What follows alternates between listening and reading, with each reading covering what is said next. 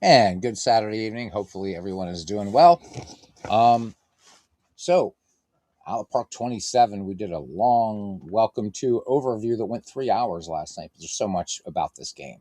I just noticed today, by the way, Mike Silva's Ballparks uniform mod, they're now available in Workshop Central. So get them while they're hot. Is that the banner screen seems to change each time, and I really like that. Really cool. Again, I think this is the nicest looking edition of Out of the Park, and I really, really like it. Um, so, hey, Nathaniel, how you doing, man? Good to see you. So, this is me on a Saturday night looking at this 27th edition of my favorite baseball game, and I know I've got to do the Michael McGreevy League, but I also just want to do some other stuff too. And I don't know whether we should, as it says in the tin, could we maybe just have a bunch of people come in? I don't know, find some teams, make a tournament, or we could conjugate Latin verbs if folks want to. We're a little less than 2 weeks out from the beginning of baseball season, and Nate says he is good. All right, that's always good to hear. So Nathaniel's here, which means probably we have to include the Brewers in something. We have to include the Milwaukee Brewers in something or other because that is his team. It's his homeboys, right? His G's, as they used to say. So I just have no idea what to do. I'm like, oh, what do I do? What do I do? What do I do? So I mean, a lot of mods and stuff I'm sure will be out for this edition uh, as there were before. I'd like to bring in Mike Garland's his sort of decade sets and stuff like that, but I've got to import them through two iterations of the game to bring them here. So can't be ours tonight, as Nathaniel laughs. But we do. I mean, we just, got to do something with them Brewers. D. Scott Howard, he says, hello, everybody. Got your picks, uniforms, and ballparks installed this afternoon. Easy peasy. Yep, absolutely. I woke up this morning, right? So went down, had breakfast, came up, thought, I'm going to check just in case Mike Silva got these up there, and indeed they are. Look at this, man. Workshop Central, baby. There they are, the historical stadium mod, the historical uniform mod, and they are all rock and roll. And those embroidered team logos that we had trouble grabbing last night, there they are. But yep, so they're here, they're here, they're here. Mike Silva is a a god. He is indeed a god. I think he is. There's Christopher Slovic. I think Mike might be a little bit. No, I don't think he'd be shy about it at all. Let's face it. Just got to stop. I stopped in their Discord and talked to him for a little bit. I just wanted to thank him for getting these uploaded so quickly. They add so much to not only this game, but let's face it, how many people use his ballparks in other games as well. So Christopher Slovic, engaging in a little bit of heresy here, is saying that Mike Silva is the God with a capital G. Everybody duck, have your lightning rods ready.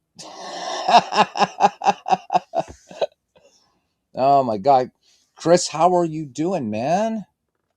How are you doing? Chris here in the same Commonwealth. Hopefully we're going to see some Bucko games and maybe get him over on this side of the crap side of the Commonwealth to see a couple Harrisburg Senators game. But I know that he's bopping around still all over the world anyhow. So we've got to try to catch him when he's actually here.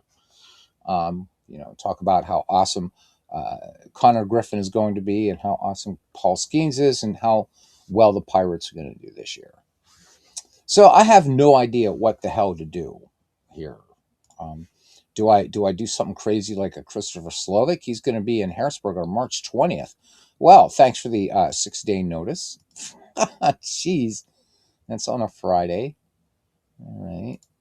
So, how long are you staying? Are you just staying just the night, Christopher? And that's too early for baseball. No Harrisburg Senators yet on the 20th, but I don't know why anybody would willingly want to be in Harrisburg, but there you go. JP Love Drafts, good place to go and have some beers and stuff like that. If you are in Hburg, though, it's a pretty cool place. Zemby's across the street has some good food, good bar as well. Oh, and you leave the 21st. Ah, I see. So that's how it is. Okay. We'll get it all worked out somehow. So I don't know, man. What do we do? What do we do, man? I don't know. I don't know. I can't decide. If we get a bunch of people here, maybe create a tournament. Everybody pick a team. We put them in a tournament and just play it out or something. I don't know, a one and done die tournament, something like that. Do we create a season replay? Nathaniel would say, "Yeah, how about those Brewers?" So he might say that. He just might say that. I don't know. Christopher Slovak will come up with some sort of thing like, "Hey, let's make a baseball. Let's make a baseball team like one team is like Star Trek and Star Wars and Lord of the Rings, which is really cool. Not coming to bat, Aragorn. I don't know, man. I'm hanging out on a Saturday night, and I don't know what the hell else to do. Um, so there you go. We could go into perfect team, but really not going to do that because I don't play it. I don't play it, man. So, what do we do here, Nathaniel? We should have Nathaniel decide. Of course, that could be a dangerous thing. Nathaniel is a dangerous man. He's a dangerous man. Let it be known here. You heard it first. You want to do the best. See what I tell you. He wants to do the best 70s and 80s teams in 1880s stadiums, play modern teams in really old ballparks. That'd be kind of fun. That would be kind of a fun thing, wouldn't it? You would, I think you would have to set that up as a custom game, but that could be fun. That could be fun. Like put all these powerhouse teams, um, and little things. Even some of the not many of the dead ballparks were small, but it'd be kind of fun to put them in something like Baker Bowl. Um, so that'd be interesting. Christopher is he's always thinking outside the box. Always thinking outside the box, and that's why the community needs him. That would be fun, wouldn't it? I think that ballpark mod that has all the jazz age ballparks in the old 18. So that would be kind of cool, wouldn't it? Right? Have like Aaron Judge up there and Shohei Ohtani and these some of these cavernous ballparks in the 19th century in the dead ball era. Like Huntington Avenue grounds and places like that. I think that would be interesting. Barry Bonds and Exposition Park. We could just set up a one-time like to take a little bit of time, but while we were talking, we could do it. We could set up a team of National League All Stars and American League All Stars, and then assign each team one of those ballparks and do it that way. So that is definitely very, very doable in out of the park baseball. So there's an idea, but I think that's your idea, Christopher. So I'm sure you're going to be doing that. So I'm not going to steal your thunder, mate. Bernie Strom, my partner in crime. We're due soon for an edition of Diamonds and Dice, buddy. So, do we even have a topic this time round? We never have topics. We'll come up with a topic like, okay, let's go this Sunday, man. It's good to see you, Bernie. Bernie, did you pick up Out of the Park 27? Did you pick it up? I hope you did. Bernie Strom, my bud out there in Vegas, my partner in crime, the man, the myth, the legend, almost as legendary as Nathaniel. Almost. But Nathaniel would poo-poo him and say, but you're not a Brewers fan, my good man. So there is that, I suppose. And this all coming from a Pirates fan. So I don't have any horse in this race at all. Well, actually, I do. Because you Brewers are our rivals in the National League, and those pesky Red Sox beat us with that damn Tessie song in the 1903 World Series. And knowledgeable Bucco fans have never forgotten that, Bernie Strom. And we hold you directly responsible, you hippie. Bernie was a hippie, by the way, which also, so I love Bernie. Bernie's awesome. Bernie is just, so Bernie, yeah, here we go. All fired up here. Sweet baby Jesus. So Nathaniel's he's churching us now, man. So we're gonna get us I'm Orthodox, but I'm gonna try to be a Pentecostal here. Sweet baby Jesus, I was a talking to God. while I was playing out of the park baseball, and I say, can I get an amen? Something like that, Nathaniel. Sweet. Let's go next Sunday. We'll pick the topic after the show starts. Yeah. And yes, you got Out of the Park 27. Awesome. Have you installed it? Have you played it, Bernie? Have you immersed yourself in its glory? See, I'm really trying to buy some time here because I still can't think of what the hell I want to do. Because I don't want to be sitting here and putting in the players for the Michael McGreevy League, because that would be more boring than usual. And my broadcasts are usually boring. Anyhow, he says, US, yes. All right, US. So Bernie speaking in tongues, carrying on with our Pentecostal theme here, as we're doing tonight. And apologies to Pentecostals, just taking a bit of the mic here, we but he can't spell yes. He's possessed, Nathaniel. He is possessed by the demon. He's possessed by the demon of lexicography. Yeah. Now, can I get an amen, sweet baby Jesus? There you go. So I would have made a hell of a Pentecostal if I wasn't one of those apostolic faith type peoples. Might do it anyhow, man. Grooving and jamming and stuff like that. Mm-hmm. Bernie, give me an idea. Give me an idea for a quick project here tonight. What can we do? Bernie! I need you, Bernie. Can I say?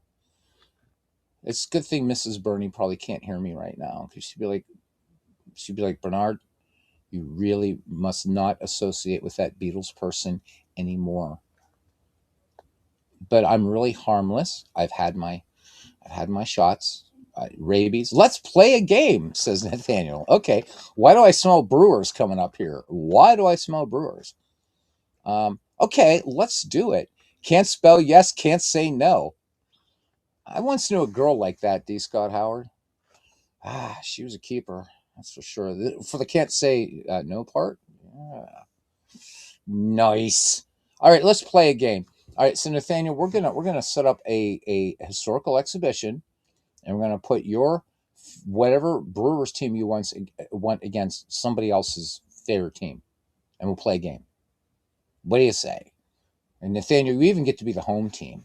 So, all right. While Nathaniel thinks about the Milwaukee Brewers, indeed he does. No, Philip is always going to say Yankees versus Pirates. You're going to make me do a Pirates game? The Pirates? Wow. Bernie always likes dead ball. So do I. I haven't done dead ball in ages here, but I'm getting a lot of things in the comments. So happy you're doing 1970s baseball, which I am too. I love 1970s baseball. But dead ball baseball has been like, where are you, man? Like, dude, like totally, right? You smoked all my herb, drink my wine.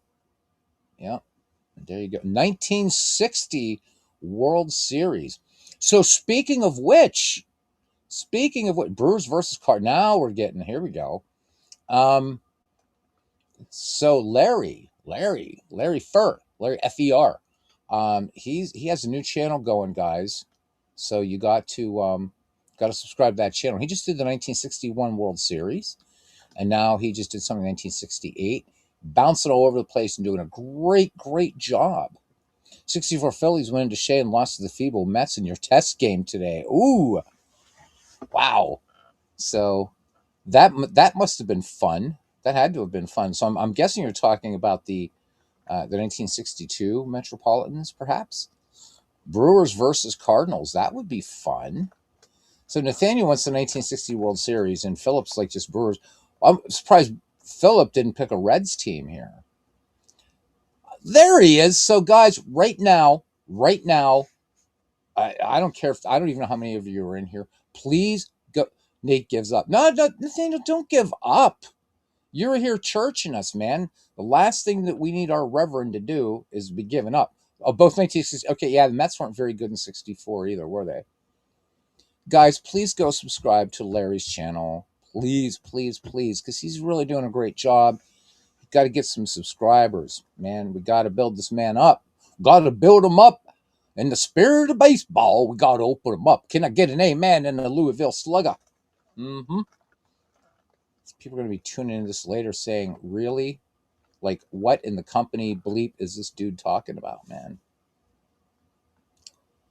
All right, Brewers and Cards, a good rivalry. All right, well, let's do it.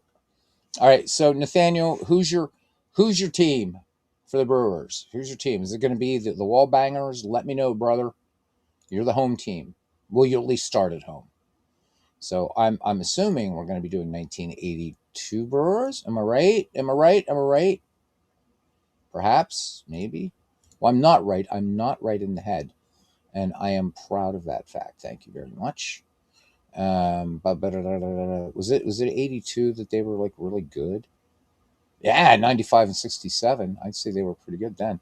All right, the Milwaukee Brewers are the home team.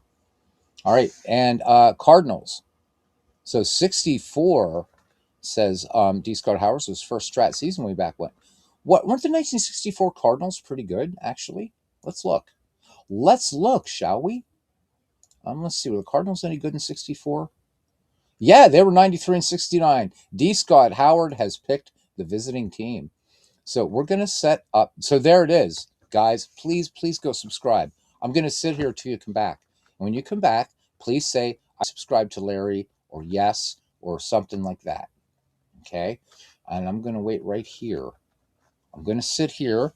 I'm going to pet my cats and all that kind of good stuff. We're going to make it a 7-game series. What the hell? 2 home, 3 away, 2 home. No stupid DH. No.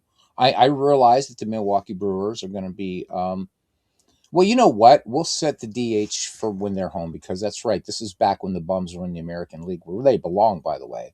So we got to turn it on for them because, got to make it fair. So the next game, says Bernie, he's going to be playing is the 1899 Cleveland Spiders versus the 1916 A's. Bernie, you're kind of loving that kind of basement level. I'm loving the vibe, man. I'm picking it up here, I really am. Just watched, on a side note, just watched the Blues Brothers the other night, so I'm still feeling that kind of, yeah. Just makes me kind of angry that Twiggy was left out in front of that motel waiting for Elwood. That was pretty tough. Pretty cool. All right, guys, do subscribe to Larry's channel, please. He really does. He does a good job. I love the 1961 World Series was super cool. Super cool. No spoilers, but it was super cool. I'll just say that, Philip, you should watch it. You would especially like it. Yes, you would. So there you go. All right, well, I'll tell you what. Let's start this out with a 1964 recap and a 1982 recap, because that's just what we do, right? So the 1964 season saw close pennant races in each league. The 99-win New York Yankees edged, that sounds a little kinky, edged the White Sox by a single game. So I didn't know the White Sox were that good in 1964. Oh, wow. By a single game, and the Orioles by 2. Oh, this could be a fun season to replay, wouldn't it? Meanwhile, St. Louis won on the last day to, boy, there's all this edging going on here.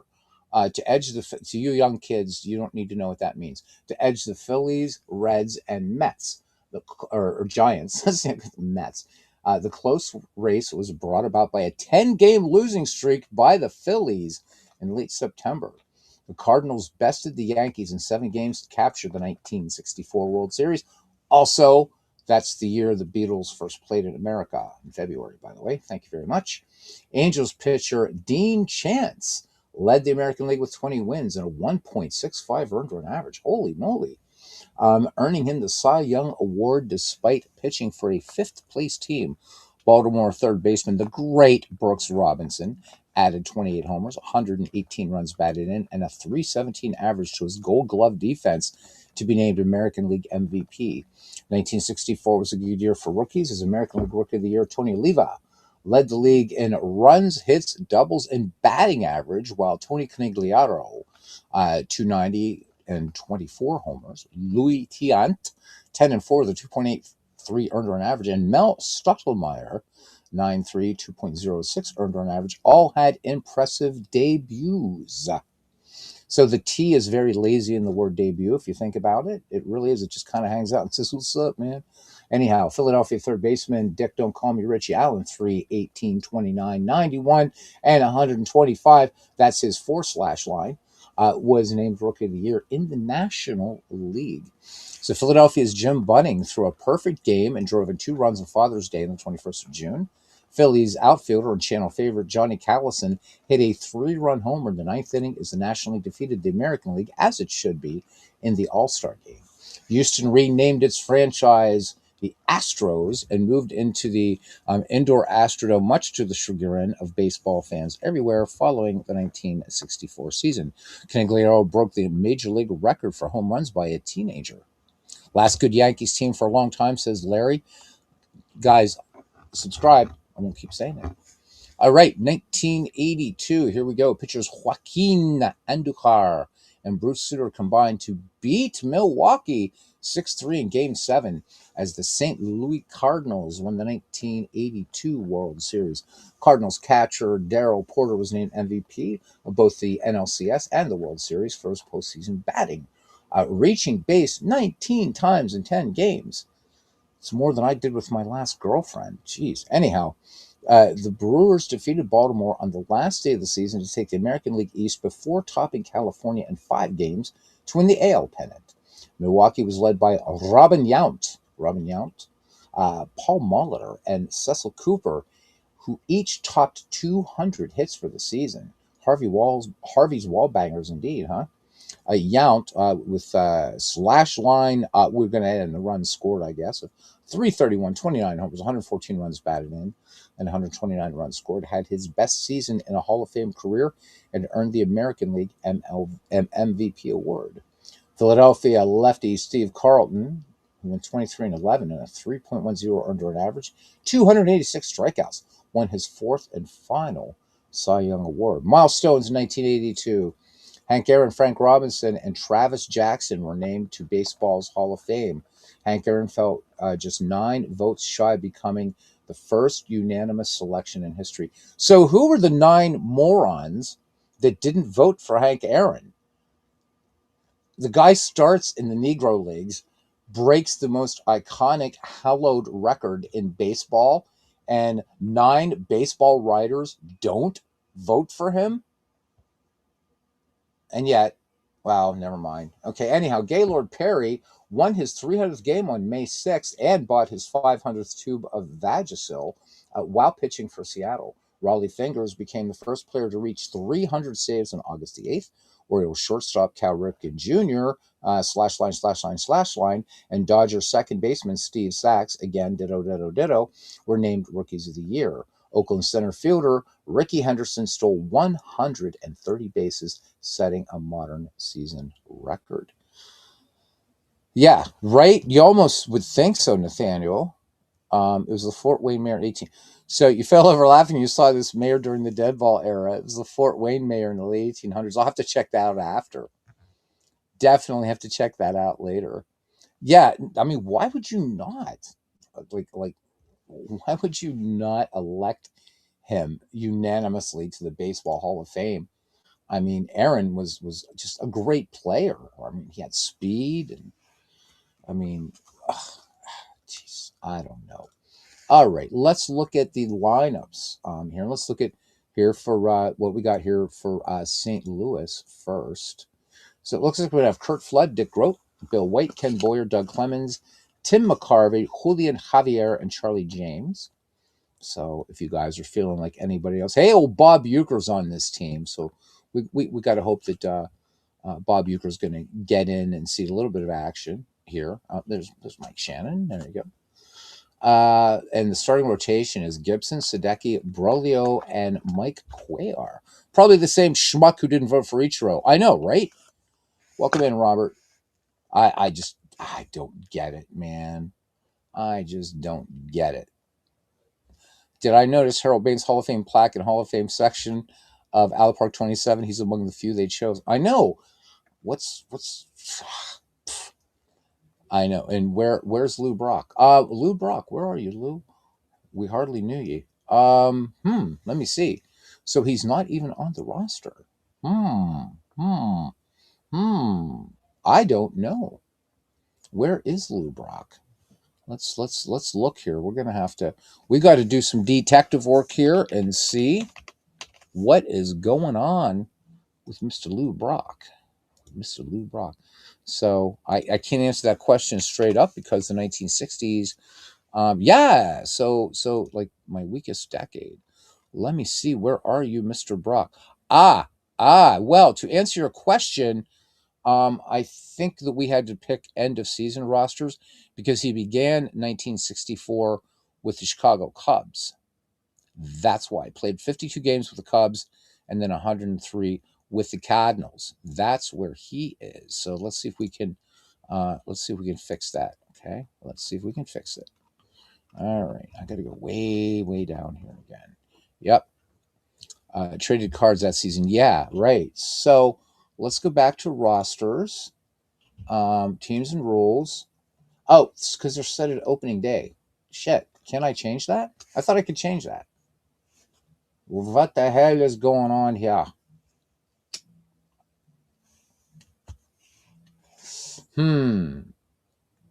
I don't know. No, we don't want opening day rosters. And I can't change it. Why is that grayed out? I don't ever remember that being grayed out. Let's go back to the start screen and try this again. What the hell is going on? Why is that grayed out like that? I don't remember it ever being grayed out like that before. All right, what if I do this? And if I do end of season rosters. Now let's try it. Okay. So 1964 and the St. Louis Cardinals. Okay, so far it's behaving itself. We're going to place blame for this solely at the door of Nathaniel. So this is Nate's fault if this doesn't work. Okay. So that's weird. Okay, it looks like it's behaving itself, I think. All right. Oh, you know what? I wonder if is it turning on the DH that's doing it? Nope. Okay. Lou Brock for owning Broglio. Okay, worst trade ever for the Cubs. No kidding. All right, now I have end of season for both of these teams, so we should be good. We don't. Do we want modern era default? No, we don't. Since the Brewers are the home team, we got to give a little bit of love to the Cardinals. So let's put this. Let's set this to 1964. How about that? We'll do this the game era strategy of 1964. Baseball boom versus defensive era. How about it? Okay, now let's see if we can get Lou Brock on the damned 64 Cardinals, right? All right. Larry, great catch there, buddy. Thank you. All right. There he is. All right. I don't have a picture of him. Son of a bitch. Oh, well, I'll find one later. Okay. Larry, you're my hero, man. Lou Brock, Kurt Flood, Ken Boyer, Bill White, Mike Shannon, Tim McCarver, Dick Grote, Julian Javier. This looks much nicer, doesn't it? So we still got Gibson, Sadecki, Kurt Simmons, Roger Craig in the rotation. Okay, cool. Let's look at those. Let's look at those pesky Brewers. Line up here: Gantner, Money, Yount, Cooper, Thomas, Simmons. Wait a minute. Wait a minute. Hold the phones. Nope, can't be. No, that's good. I'm seeing things. I'm fine. I'm fine. Simmons, Ogilvy, and Bruhard. Bruhard? Is that how you say it? No, well done to you, Larry. Well done to you. So I got to let them know, though, that you should be able to change. I don't know why it didn't let me do that. So RGL, going to be talking about Sandy Koufax here, 1964. Young Jewish left-handed kid from Brooklyn, had a pretty good season. Yes, he did. Yes, he did. So I know you and I have yet to have our debate about Grove and Koufax, but I'll tell you what, those 5-6 seasons when Koufax finally got it all under control, perhaps the most I will definitely say this, man. I can't think of another pitcher who was so dominant in those years as Sandy Koufax was. I mean, in a career like that, just incredible. And he is one of the greats, Robert. I would never debate that. Great stuff. Just turned 90. And the world is so much better with Sandy Koufax still in it. Oh, because they already loaded the rosters. Bernie and Larry, have you guys subscribed to Larry's channel? Please subscribe. It's really good stuff. All right, so I think we're going to go with these lineups. We're gonna go with this. We're gonna feel good with it. Okay, and let's play ball. Now I got to put on my headphones. I mean, I really don't have to, but I like hearing the crowd. So game one, this is going to be Bob Gibson versus Don Sutton. This should be fun. Yeah, a pretty interesting matchup here. 1964 Cardinals, 1982 Brew Crews. Mazel tov. Indeed, L'chaim, one of the best left-handers in baseball history. All right. So, Robert, hope all's well with you, dude. And L'chaim to you, just because I like to tell you L'chaim, and you always like to quote Beatles things, which you didn't tonight. You didn't tonight. You came through. You came into the ballpark, and you didn't even say any Beatles things, but you did talk about the schmuck who didn't vote for Ichiro. Probably one of those 9 that didn't vote for Hank Aaron. So, totally excuse the lack of Beatles references for you tonight, brother. I know the best. Yeah, we got to get that debate going. We got to get somebody to moderate it though, and maybe we'll do it on Bernie's channel. All right, or we'll do it on Larry's channel. We got Larry's neutral. So Larry, would you feel like being a debate moderator? So Robert will be taking the if we're going to do this by Robert's rules of order, of course, since he is Robert, we should, right? He is taking the positive position that Sandy Koufax is the greatest left-handed pitcher in history, and I am taking the negative, as Robert's Rules of Orders would so dictate, and I am saying that Lefty Grove is the greatest left-handed pitcher in baseball history. So think about it, Aaron Reed. How you doing, dude? Aaron Reed, the man who saved my arse. I'm going to have to ask you again, Aaron, how the hell we did the seasons in baseball for Windows. But thank you for coming aboard. So let's play ball, guys. Let's play ball and let's play. I mean, you're pretty. Boy, I really got to. I'm sorry, Nate. I got to really update my picture file because obviously I'm missing lots of photos. Life goes on. That counts. Aaron says he's doing all right. Mike, Sports Time Machine. Sports Time Machine doing some cool stuffs over on his channel. So always do check that out. I got to watch him do an all-star game the other night, which was a lot of fun. And here we go. So sorry about the lack of photos, guys. I haven't updated my photo file, apparently. Damn it.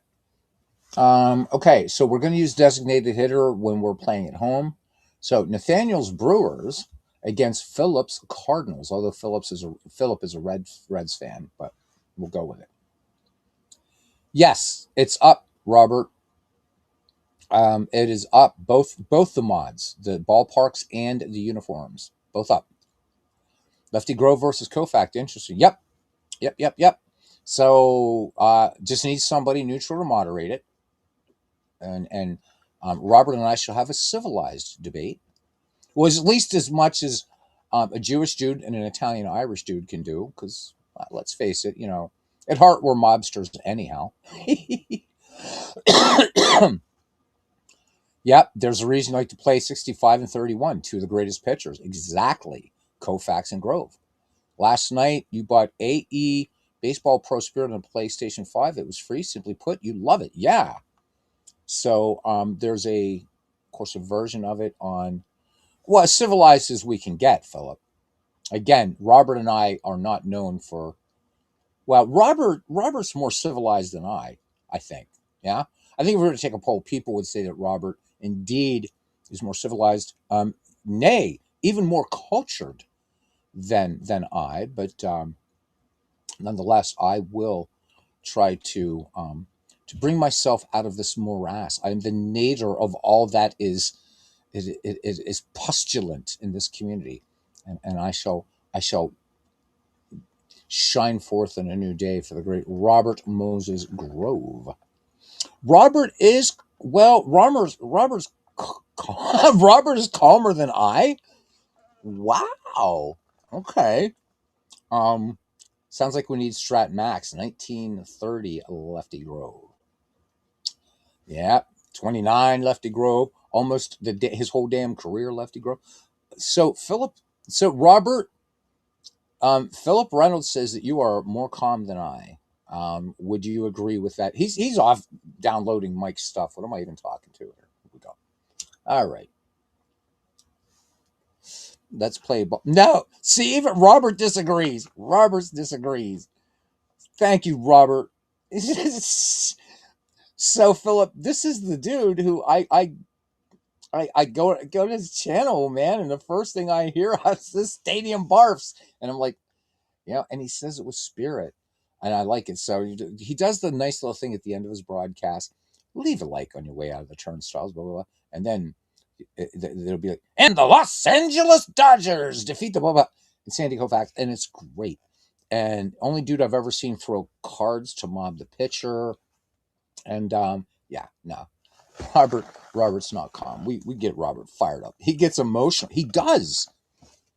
Yes, baseball demos is the calmest of all of us. There's no debating that at all. David is like David is ASMR baseball. He really is. He's just got that thing, man, and nothing ruffles. I've never seen David get ruffled about anything. He is so zen. He is so zen. He's like, yeah, I'm good, man. And today we're going to be doing a game with Chicago. I imitate his voice. Got that baritone voice going on, right? And today we're gonna, blah blah blah blah. Dwayne Martz. Now here's another man that's calm. Dwayne Martz. Dwayne Martz. How you doing, my friend? So, Philip, a fluffy cat will do that. That's very true. Um, my cats, they're whatever they're doing. But yeah, she's actually even been on this channel too. All right, let's play a game of baseball, huh? All right, Nathaniel, you still with us? I hope so, because here I am, a Pirates fan. We're going to do Brewers stuff. All right, here we go. Leading off for the visiting 1964 St. Louis Cardinals. I'm glad you're doing well, Dwayne. And did you buy Out of the Park 27? I hope so. Mike Silva's uniform mod and ballpark mod is up. I went over to their Discord and thanked him because he's my hero. He's my hero. Mike is my hero. Leading off in left field, Lou Brock. Batting second in center field, Kurt Flood.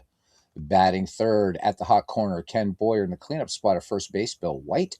Batting fifth in right field, Mike Shannon. Batting sixth, one hell of a baseball analyst who he really is, Tim McCarver catching. Batting seventh at shortstop, Dick Groat, still wearing his pirate livery there. Batting eighth, and DHing, because again, we're going to use the DH when we're playing the Brewers. Be Bob Skinner, and batting ninth at second base, Julian Javier. Bob Gibson takes the mound, a 19-12 record in 1964, a 3.01 earned run average, and already 7.7 strikeouts per 9 innings versus only 2.7 walks.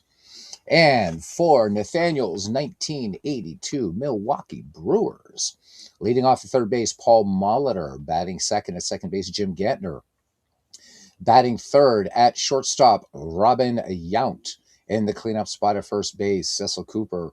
Batting fifth and wearing the DH mantle, Don Money. How about that? Batting sixth and catching, Ted Simmons. Batting seventh at center field, Gorman Thomas. Batting eighth, left fielder, Ben Ogilvy. And batting ninth in right field, Marco Bruard. Don Sutton takes the hill. 17 wins, 9 losses, 3.06 earned run average. Both of these guys strikeout pitchers. 6.3 strikeouts per innings for Sutton and 2.3 walks per 9. So we've set this to 1964 strategy and play, since the Cardinals are not starting off with the old home field advantage. And let's go. And we're going to get our first look at Mike's Mike's Ballparks and Out of the Park 27 baseball. There we go.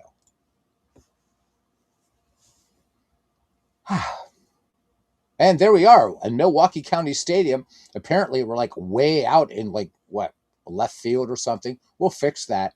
But there you go, an unsolicited preview of the live scoreboards that have been a thing since last year. So let's change our view. Always got to change your view. That's what they tell me.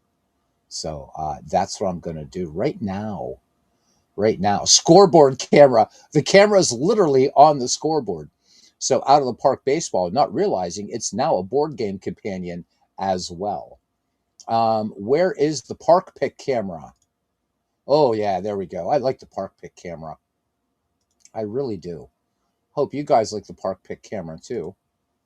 And if you don't, that's fine also. It's really fine. All right, here we go. You can't find you. Yes, go. Did you buy it on Steam? Open Workshop Central on your opening screen, because obviously they exist. Here it is, Robert. Then you've got to go in and you got to subscribe first on Steam, right? And get them. Yeah, they're there. Oh, you didn't get it on Steam. Oops. Oops. You're going to have to install them manually then if you didn't get it on Steam. So, wow, Memory Eternal. Yeah, Memory Eternal, Tim McCarver. Absolutely. Oh, you never get it on Steam. I like Steam because it keeps the game automatically updated. Do they automatically install to the teams off Steam? I don't know. You know what? I've never tried it. You'd have to ask Mike. They probably do. They probably do. But yeah, Robert, just install the ballparks where they go and the uniforms where they go, and I think it should work. I've never tried it, but I'm pretty sure they do, Christopher. Just by the way, Mike has talked about it. Peak year ERA plus for left-handed pitchers Koufax 163, Randy Johnson 180, says Bernie. And going way back, he said something about lefty Grove's career ERA plus is 148, Koufax is 131. So had Koufax had a lot more control earlier on, but when they got him settled down, let's face it, definitely left arm of God. You have a friend, Larry says, who roomed with McCarver in the Little Miners. Cool. All right. So it's not replacing with the logos, which I would have liked, but that's all right. So ghostly players here in today's game. Jim Gantner, the only one actually showing up for the Milwaukee Brewers. Anyhow, in left field, Ben Ogilvy. In center field, Gorman Thomas. And in right, Mark Breward. At first base, Cecil Cooper. Second base, Jim Gantner. Shortstop, Robin Yount. Third base, Paul Molitor. Right? And Ted Simmons behind the plate. Don Sutton ready to face Lou Brock. And let's play ball after we fly around here. County Stadium in Milwaukee, Wisconsin. 58 degrees here at game time and ready to rock and roll. Here's the pitch and swung on by Lou Brock. And this one's going to get down for a base hit. Here we go. So curveball. Brock staying with it. Incredible speed there at first brings up Curt Flood. 311 average in 1964 for him. 5 home runs, 46 runs batted in. Milwaukee battery need to watch that guy on first base. 2-2 pitch, and Gibson off to the races. Throw down, and they got Gibson by a country mile. He is out of there. All right, count full on Curt Flood. Bases empty, and the wind and the pitch. Curt Flood looks at ball 4, so the caught stealing there. Does not bode well for the St. Louis Cardinals. Brings up Ken Boyer now. The best of the Boyer brothers. And let's see who can answer. What's the first name of the other two Boyer brothers in baseball? If you have Out of the Park 26 installed with Mike's Parks, you can just copy the Parks folder from 26 to 27. There you go, Robert. And Christopher, if you don't buy it on Steam either. So yeah. All right, here's Ken Boyer. So tonight's easy trivia question. Who are the other two Boyer brothers? All right, Ken Boyer, 24 home runs, 119 runs batted in, a 295 average. Kurt Flood on first. Pretty good speed. Lou Brock was caught stealing. So Cleat and Cloyd, D. Scott Howard gets it in one. All right. 1-1 pitch, and Boyer sends this one out to right field, and this one's going to get down for a base hit. Boyer going for two, and he's going to be in there with a double. No, they got Boyer out. Great play by Breward to get Boyer. How about that? So two down, Kurt Flood on third. Let's look at that play again. And as Nathaniel is fond of saying, sweet baby Jesus.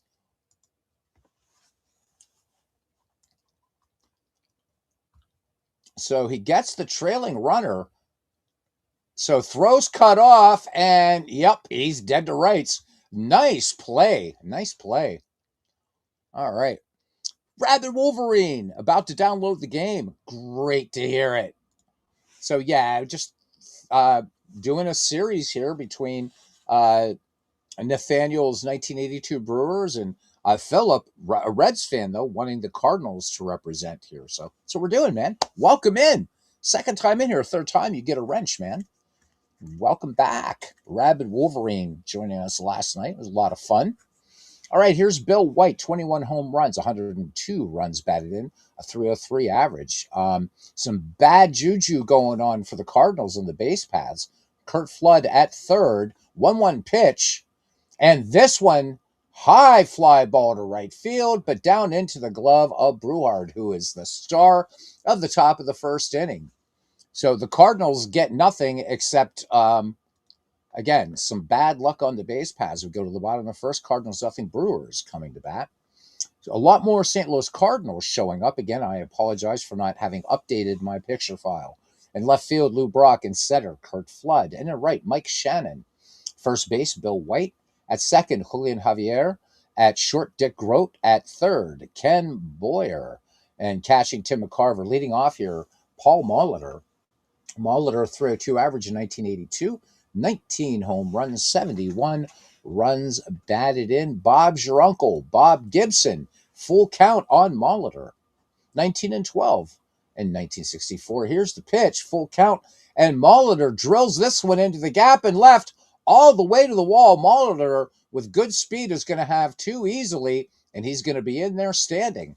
So Milwaukee wasting no time banging on the walls there, taking that sinker into the gap.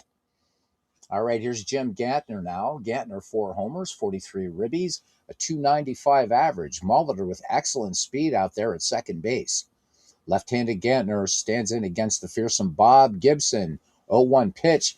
Gantner swings, high fly ball, left field. This is going to easily stay in the park, and hardly having to move is Mr. Lou Brock for out number 1. Go Cardinals, says Rabid Wolverine. Love it. All right, so we got Cardinals, we got Brewers, and we got RGO Network. And we just got it all here tonight.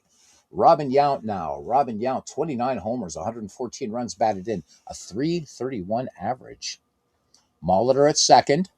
1-2 pitch. Swung on. This one up the middle, base hit. Can Yount score on this one? Yount going for Molitor going for home. Throw is up the line on the third base side. And Robin Yount with an RBI single. And look out, Nathaniel. You guys are up 1-0 in the bottom of the first. Here's Cecil Cooper.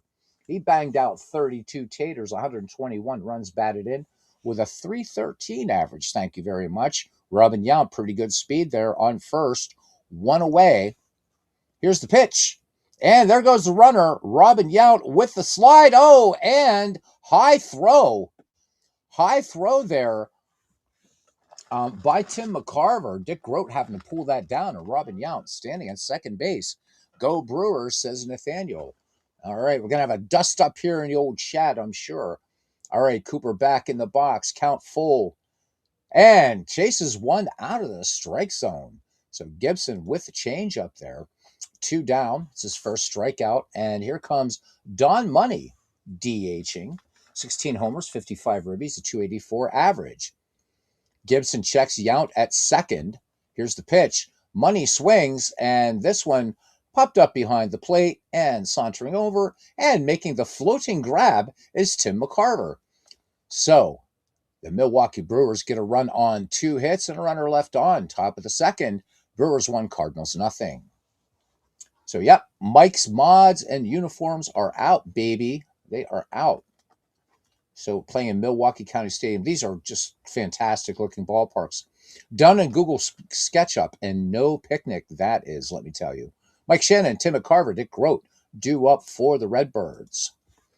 Full count on Shannon, 261 average during the season. Swing and a miss, strike 3. So Don Sutton picks up his first strikeout.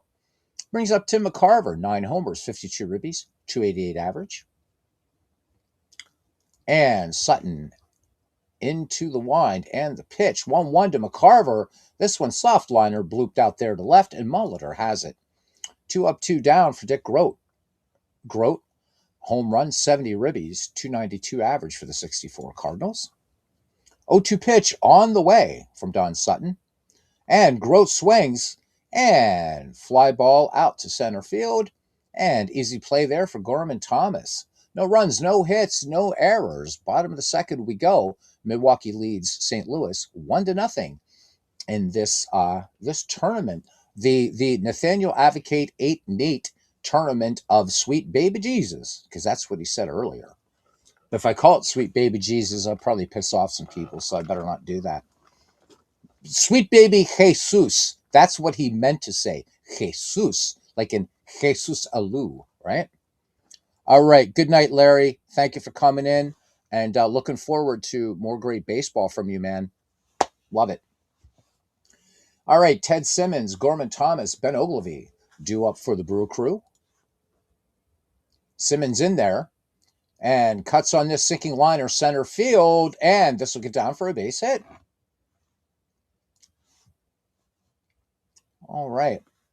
So second hit for the Cardinals in this game. No speed on first, or second hit for the Brewers. No speed on the base paths. 10-4, he says. All right, buddy. Be looking forward to lots more baseball from you, Larry. Okay, here's Gorman Thomas now. 39 home runs, 112 runs batted in, a 245 average. Never going to let you off the hook, Nathaniel. Ever, ever, ever. 0-2 pitch. And this one popped up behind the plate. And over to make the catch there is Tim McCarver. So out of the park, you guys got to work on the ball animation a little bit there. As Albert Einstein would be looking at that and saying, But I can see the attempt, and that's pretty cool. Never. I can't let you off the hook. Never, never, never. All right, here's Ben Ogilvy now. Ogilvy, the owner of 34 home runs, 102 runs batted in, 244 average. Gibson deals the 1-1 pitch. And this one, chopper to short, only play is going to be to first. And, oh my goodness gracious, Dick Grote with a bad throw, score that E6. And now we got two Cardinals. I keep seeing Ted Simmons there. 2 Brewers aboard. And here's Mark Breward now.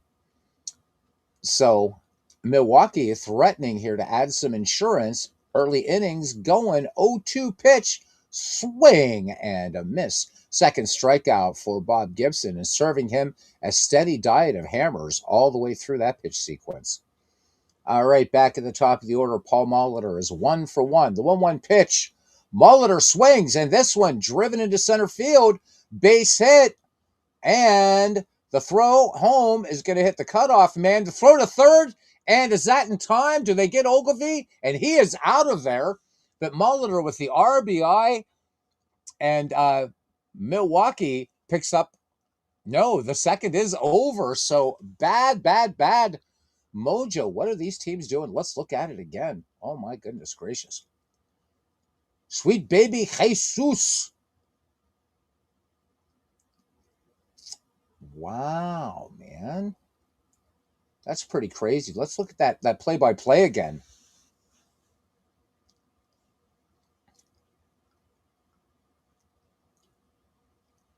So, and there's the throw to third, and oh my, that's gotta hurt. No, Jesus, yeah, right? So, D. Scott Howard, right, there we go, the big Lebowski, yeah. What is it? Nobody fucked with the Jesus. I love that movie. 2-0 Milwaukee. And it's Bob Skinner, Julian Javier, and Lou Brock due up for the Cards here in the top of the third inning. Don Sutton to deal to Skinner. A home run, 16 runs batted in, 271 and 118 bats in 1964. Count even, 2 balls and 2 strikes. And that'll do it there as Mr. Sutton comes in and gets him on the curveball. 2 Ks now for Don Sutton. Julian Javier, the bespeckled Julian Javier, I should say. 241 average for him, 12 homers, 65 ribbies for the 64 Cardinals. Top of the third, here we are. And Javier swings, and this one absolutely clobbered, but not deep enough. Just high. And Mark Bruhard will settle under for out number 2. I thought that was, I don't have the telestrator thing on tonight. Flying solo. What's the actor's name? John Turturro is the actor's name. You can trigger replay straight from the widget. Oh, I know. You can do that. I'm still getting used to that, man. So, which is really cool. We should do like a Big Lebowski type game sometime. It's like, because the dude abides. I personally think great movie. John Goodman totally stole that movie, though. He absolutely chewed the scenery, did he not? Played a crappy Babe Ruth, but John Goodman. I love John Goodman. Great stuff. 2 down, Lou Brock, 1 for 1, and a caught stealing, 1-0 pitch. And Brock swings. This one line to right. Base hit. Brock will hold it first. You're welcome, Nathaniel. I mean, you gave me some churching earlier. The least I could do was give you the name John Turturro. All right, here's Kurt Flood. 0-1 to Kurt. And Flood will send this one up the middle. This will get down for a base hit. And Lou Brock going all the way to third. And there goes Kurt Flood to second to throw to third. Not in time. So that's something new now. We're seeing that's some of the new play animation here in Out of the Park Baseball. Looks pretty cool.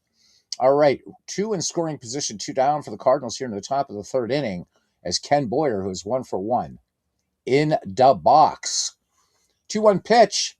Boyer swings, Tapper to second, and they're going to go to first for out number 3.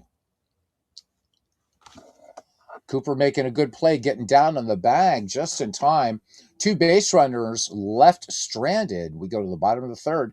Milwaukee leads St. Louis 2-0 here in game 1 of the Nathaniel Sweet Baby Jesus or Jesus Nobody Messes with the Jesus Bowler series. This will go on and get a longer title as each game progresses, Nathaniel, and we have you to thank for that. All right, Jim Gantner leading things off here. Robin Yount and Cecil Cooper. Bob Gibson has 2 strikeouts and 2 innings of work. Count full now on Jim Gantner. Gantner swings. This one, little roller to third. Plenty of time there for Ken Boyer to pick it up off the grass in the hot corner and fire it on to Bill White. 1 away for Robin Yount. He is 1 for 1 with an RBI. 0-1 pitch. Yount swings, and this one, room service bounce to second. Easy play there for Javier. 4-3, 2 up, 2 down for Cecil Cooper. 0 for 1. And the 1-2 on the way struck out his last time up. And this time, a little squibber to third. And the ball dropped over there by Ken Boyer. So there we go. Error on the play. E5 and Cecil Cooper aboard. There's Don Money. He is 0 for 1. 0-1 pitch. Money swings. And this one grounded through the hole on the left side. And here come the Brew Crew. Look out. All right, Ted Simmons up there now. Simmons is 1 for 1. Cooper at second. Don Money trailing at first. Count full. And this one popped up in the infield by Ted Simmons, third base side, and that will retire this side. Milwaukee plates no one, strands 2. Top of the fourth here in Milwaukee County Stadium. The Brewers 2 and the Cardinals 0. Bill White, Mike Shannon, and Tim McCarver due up for the Cardinals. Don Sutton ready to work now. Bill White 0 for 1 in a game. 1-0 pitch on the way. And Bill White Lazy fly ball out there to right field. Mark Breward, busy out there in right field for the Brewers, makes it for out number one. Mike Shannon, 0 for 1, 0-2 pitch. Swing and a miss. So beautiful pitch there. Fastball by Don Sutton. And Shannon had no choice but to try to swing at that as it nipped the corner anyhow. Tim McCarver, nothing for one. 1-2 count. He lined out to Molitor last time up. And swing and a miss, strike three. So the Cardinals, once again, are turned away. We go to the bottom of the fourth inning. Milwaukee leading the St. Louis Cardinals 2-0, as we are trying to stay away from any talk of edging. But there again, I said something about edging. Gorman Thomas, Ben Ogilvy, and Mark Breward due up. Gorman Thomas, nothing for one. And the 1-1 pitch on the way. And Thomas lost this one to left field. Back on his horse. And it's more than a loft, actually. It ends up off the wall. Time to turn on the telestrate or Beatles eternally, you blind bastard.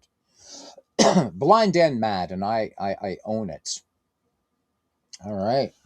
Gorman Thomas with the leadoff double now. Here's Ben Ogilvy. He is nothing for one. Count full on Ogilvy. Reached on an error last time. Swing and a miss. Strike three. And Bob Gibson coming with a curveball that time. Third strikeout of the game for him. Mark Breward, nothing for one. 2-1 pitch. And Breward struck out last time up. And this one, high fly ball, medium deep in center. And Mike Shannon has it for out number two. Gorman Thomas on second with that leadoff double.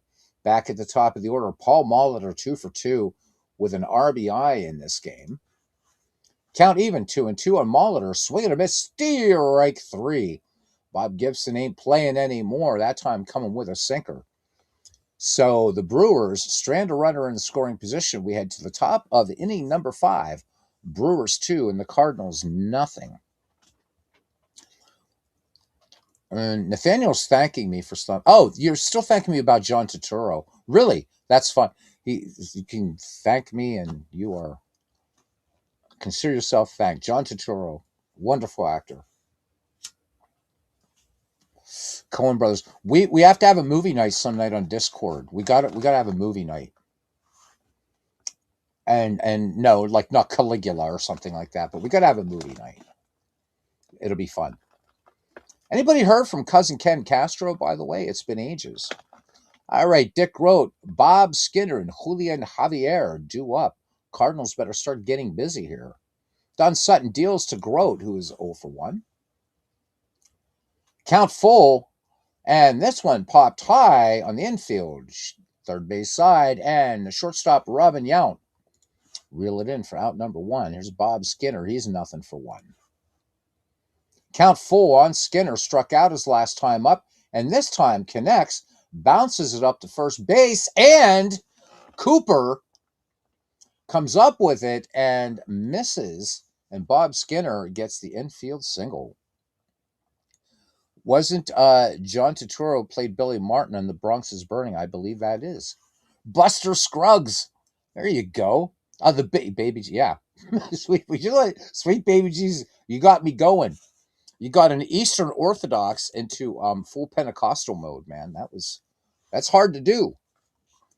All right, here's Julian Javier now.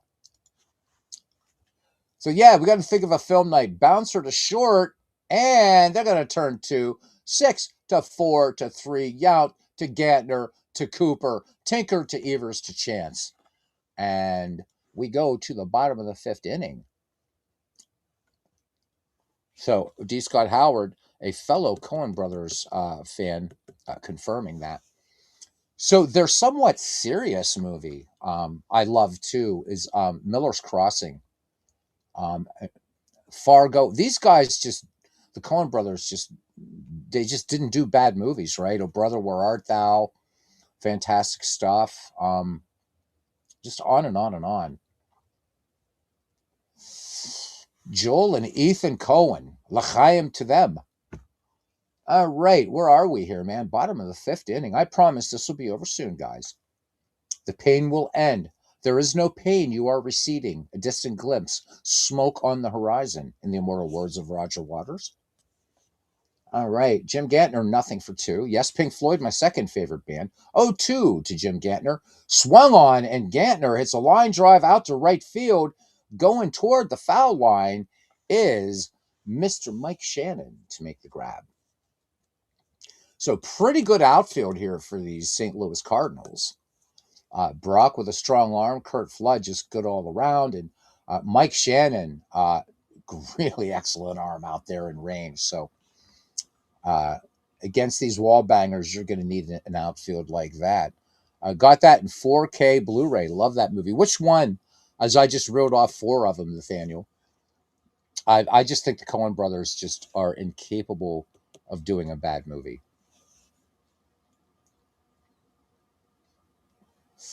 Oh, Brother, Where Art Thou probably has the coolest soundtrack. Fargo is. They always throw something in their movies. Like, what's the whole deal with Mike Yanagita, right? So in Fargo, like that's just so off the wall and out there. And they do that even in Miller's Crossing. They throw in something that just it doesn't fit and it fits. Excalibur just released in 4K. There's a classic movie. Love Excalibur. So you have most of them except for Oh Brother Where Art Thou. Um, George Clooney was so good in that movie. They all were. Like John Turturro in that one as well. Um, what an excellent movie. And once again though, John Goodman playing pretty much. Oh my God. Okay, who was the Louisiana guy? Huey Long, right? So kind of playing that sort of part. Um, Coen Brothers have been silent of late, but I love if the Coen Brothers make a movie. If they'd make a movie about I don't know USB ports, I'd watch it. Barton Fink, excellent movie. Excellent movie. Barton Fink, can't forget that. D. Scott, I did not know you were a Coen Brothers fan, man. All right, Robin Yount batting with one down, nobody on, 2-0 Milwaukee lead in the bottom of the fifth inning. Count 2-2 on Robin Yount. Oh, looks at one on the corner. Look at that.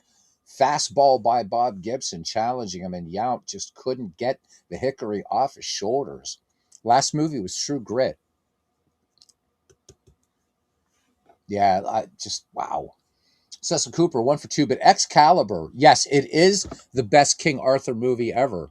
And I will say this, Robert, it is so good, but what I don't understand is with that source material, probably the greatest legend that almost every I did some graduate school work on Arthurian legend. And what amazes me is that with that great, rich material from which to draw, that Excalibur, which came out, I think, in 1982. Well, Holy Grail, yeah. I mean, yeah.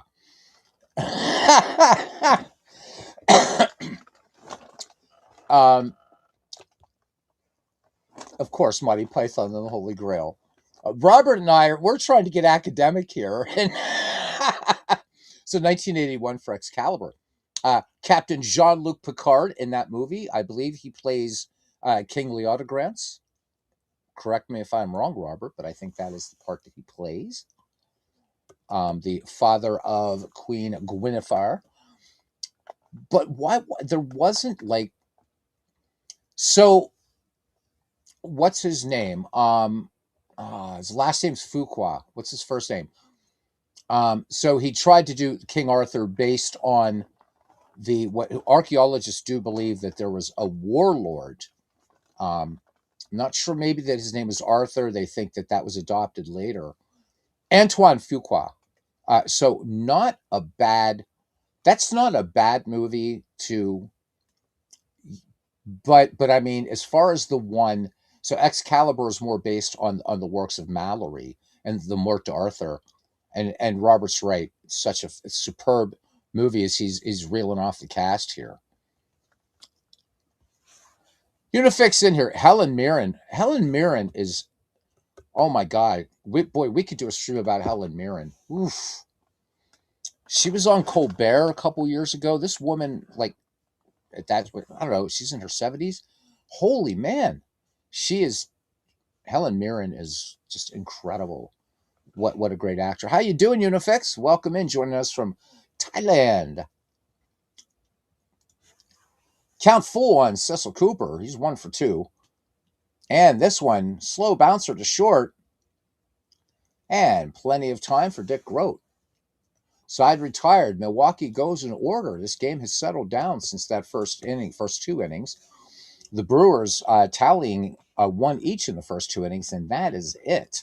Don Sutton right now working on a 5-hit shutout back at the top of the order. Lou Brock, Kurt Flood, and Ken Boyer due up for the Cardinals. Game 1 of this series with a whole big long name to it. Count 2-2 on Lou Brock. Swing and a miss, strike 3. So Don Sutton now with 5 strikeouts. These pitchers neck and neck pretty much in strikeouts. Helen Mirren on Graham Norton's always good. I love Helen Mirren, and she can play any damn part. And boy, she's still, I mean, you look at her, what a beautiful woman. And wow. My favorite role that she's done was the Queen. She was amazing in that movie, by the way. At a library sale in Bangkok last year, Unifix said, got the Coen Brothers DVD collections for $1. All right, so not only am I going to move to Thailand for the food, because I love Thai food, but I can pick up some good movies there too. Good stuff. So another Coen Brothers fan in here. We need the Coen Brothers to do a baseball movie. That's all there is to it. All right, Kurt Flood here now, bats with 1 away. Flood is 1 for 1. 1-1 pitch, singled back in the 3rd inning. Cut on by Flood. This one, high, pop fly, shallow right, and out to do it is Jim Gantner. So we'll score that an F4, if you will, or a P4. I don't care. Anyone ever watched Baseball by Ken Burns? Religiously. Rabid Wolverine. Religiously. It is. It's a great baseball documentary. Couple facts were not right, but what a great documentary by Ken Burns. Truly, just, I mean, what a passion project. And I people are going to give me blowback, but I think the baseball documentary was as great as his groundbreaking Civil War documentary. Um, you know, I loved it. I loved how he weaves the story of baseball as the story of America. And my favorite inning of that, of course, is the shadow ball inning for me. That's just brilliant. And then you get, it breaks into the next inning with the capital of baseball. It's a masterpiece. Absolutely a masterpiece. So Ken Burns, one of my heroes too. There. Now I've given away my politics. Yes, everybody knows I'm a lefty. But Ken Burns, I don't care whether you are left, right, or center. What a great documentarian he is. His documentary on World War II. Again, baseball, jazz. Oh my God, Burns is great. And his company, or he was also part of, though he didn't do it, a documentary that I'm watching now, World War One. It's on Amazon Prime, called The Great War, narrated by Oliver Platt, and it's excellent. Ken Burns is your favorite documentarian. Baseball and country music are your favorite from Ken Burns. Unifix says he met Buck O'Neill in 2000 in Denver. Man, oh man, what an honor that would have been. I'm envious to have met Buck O'Neill. What a beautiful soul he was. And baseball let him down. The Baseball Hall of Fame specifically let him down. What an ambassador for baseball when baseball needed it most. The great Buck O'Neill. Ah, man. I would have there are a few people I can think of that would absolutely just enthrall me, mesmerize me, and Buck O'Neill, one of those people. Seriously. I loved, in those interviews, with Buck O'Neill, and they said, that you're not bitter. You never got to play in the major leagues. Buck O'Neill said, he said, why would I be angry? He said, I got to play baseball. And I mean, just how his eyes lit up talking about the game, and this man had no ill will against a game that he loved, but the game that excluded him. And what an ambassador for the game. And then to be um, just, he was waiting, his family said, for that call from Cooperstown. It didn't come. Yeah, he's in now posthumously, but, Buck O'Neill never asked anything of baseball, but he waited for that. And in my book, Buck O'Neill, as much as the great home run chases put people back in the stands, Buck O'Neill, I think, rekindled the love of baseball when we were so disenchanted in that nadir of 1994. Unifix says, and Nathaniel, I'm not a Bud Selig fan either. I don't think you'll find many in this community. Unifix says, from what he knows, there were some folks in the Hall of Fame committee who were jealous of him and prevented him from initially getting in the Hall of Fame. Yeah, very petty. And man, you're being kind when you say that. Buck O'Neill, memory eternal, and the world is greatly diminished without him. But he's up there in the Great Diamond. And yes, he is. Yes, he is. All right, 2 down for Ken Boyer. Sound like hero worship? Well, damn right. There was a good man. There's a good man there, Buck O'Neill. 2-2 pitch on the way. Grounded to Gantner his last time up. And this time, line to right. This one's going to be trouble. No, it's not. Look at that. Mark Breward on his horse makes the grab. Or that could have easily been a ground rule double. The Cardinals go in order. We go to the bottom of the 6th. Milwaukee with a 2-0 lead. Yeah, he did a lot of wrecking, Bud Selig. But the clown that's in there now, we could debate who's worse, Selig or RM, in my opinion. There. Now I can't get sued. All they get from me is a bunch of magic books and keyboards. All right, Don Money, Ted Simmons, Gorman Thomas, due up. Don Money 1 for 2 in the contest. Count full. Here's the pitch. Big swing and a miss on a changeup. So Bob Gibson mixing up those pitches big time today. 2 fastballs, a changeup, a sinker, and a changeup again. So Gibson not coming with just straight up heat. So he's 1 strikeout now up on Don Sutton. 6-5 the score in strikeouts, if you are keeping score indeed. Ted Simmons now 1 for 2. And the 1-2 pitch. Simmons cuts on this one. Line drive. Base hit. Left field. You got to love those. So here come the Brewers again. Stole your pilots from Seattle, become the hated Brewers. Amen. Facts. Absolutely, Nathaniel. I don't know. Well, who do you guys think? So an asteroid is hurtling toward the Earth. All right? And the only way to save the Earth is you have to appoint either Bud Selig or Rob Manfred as commissioner of baseball to save the world. You cannot choose from anybody else. You can't choose Chandler, Bowie Kuhn, Uberoth, Giamatti. It's got to be either Selig or Manfred to save the Earth. Who do you pick? Destroy the Brewers until the next clown bought them. Nathaniel, that's one thing I do love about Brewers fans is you guys are going to say it straight, just like Buccos fans do.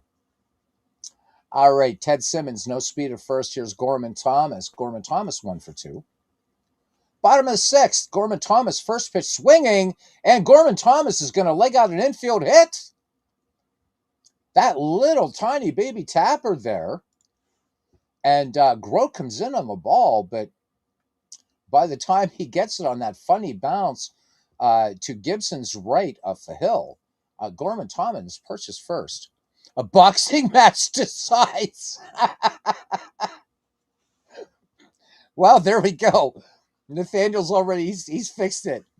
So the boxing match. Now, if we could get our Red Sox fan to call it, as he can call a boxing match like nobody else.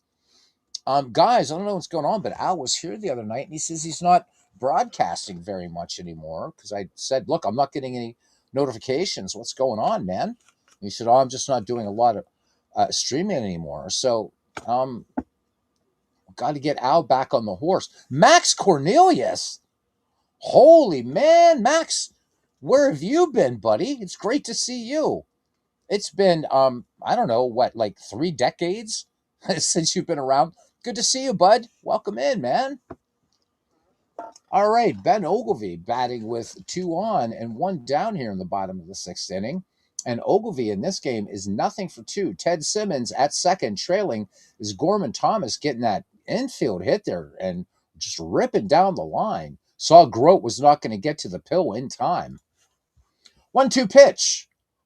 Ogilvy gets a knee buckling slider. Strike 3. Bob Gibson now with 7 Ks in the game. So, Max, hope you're doing well, my friend.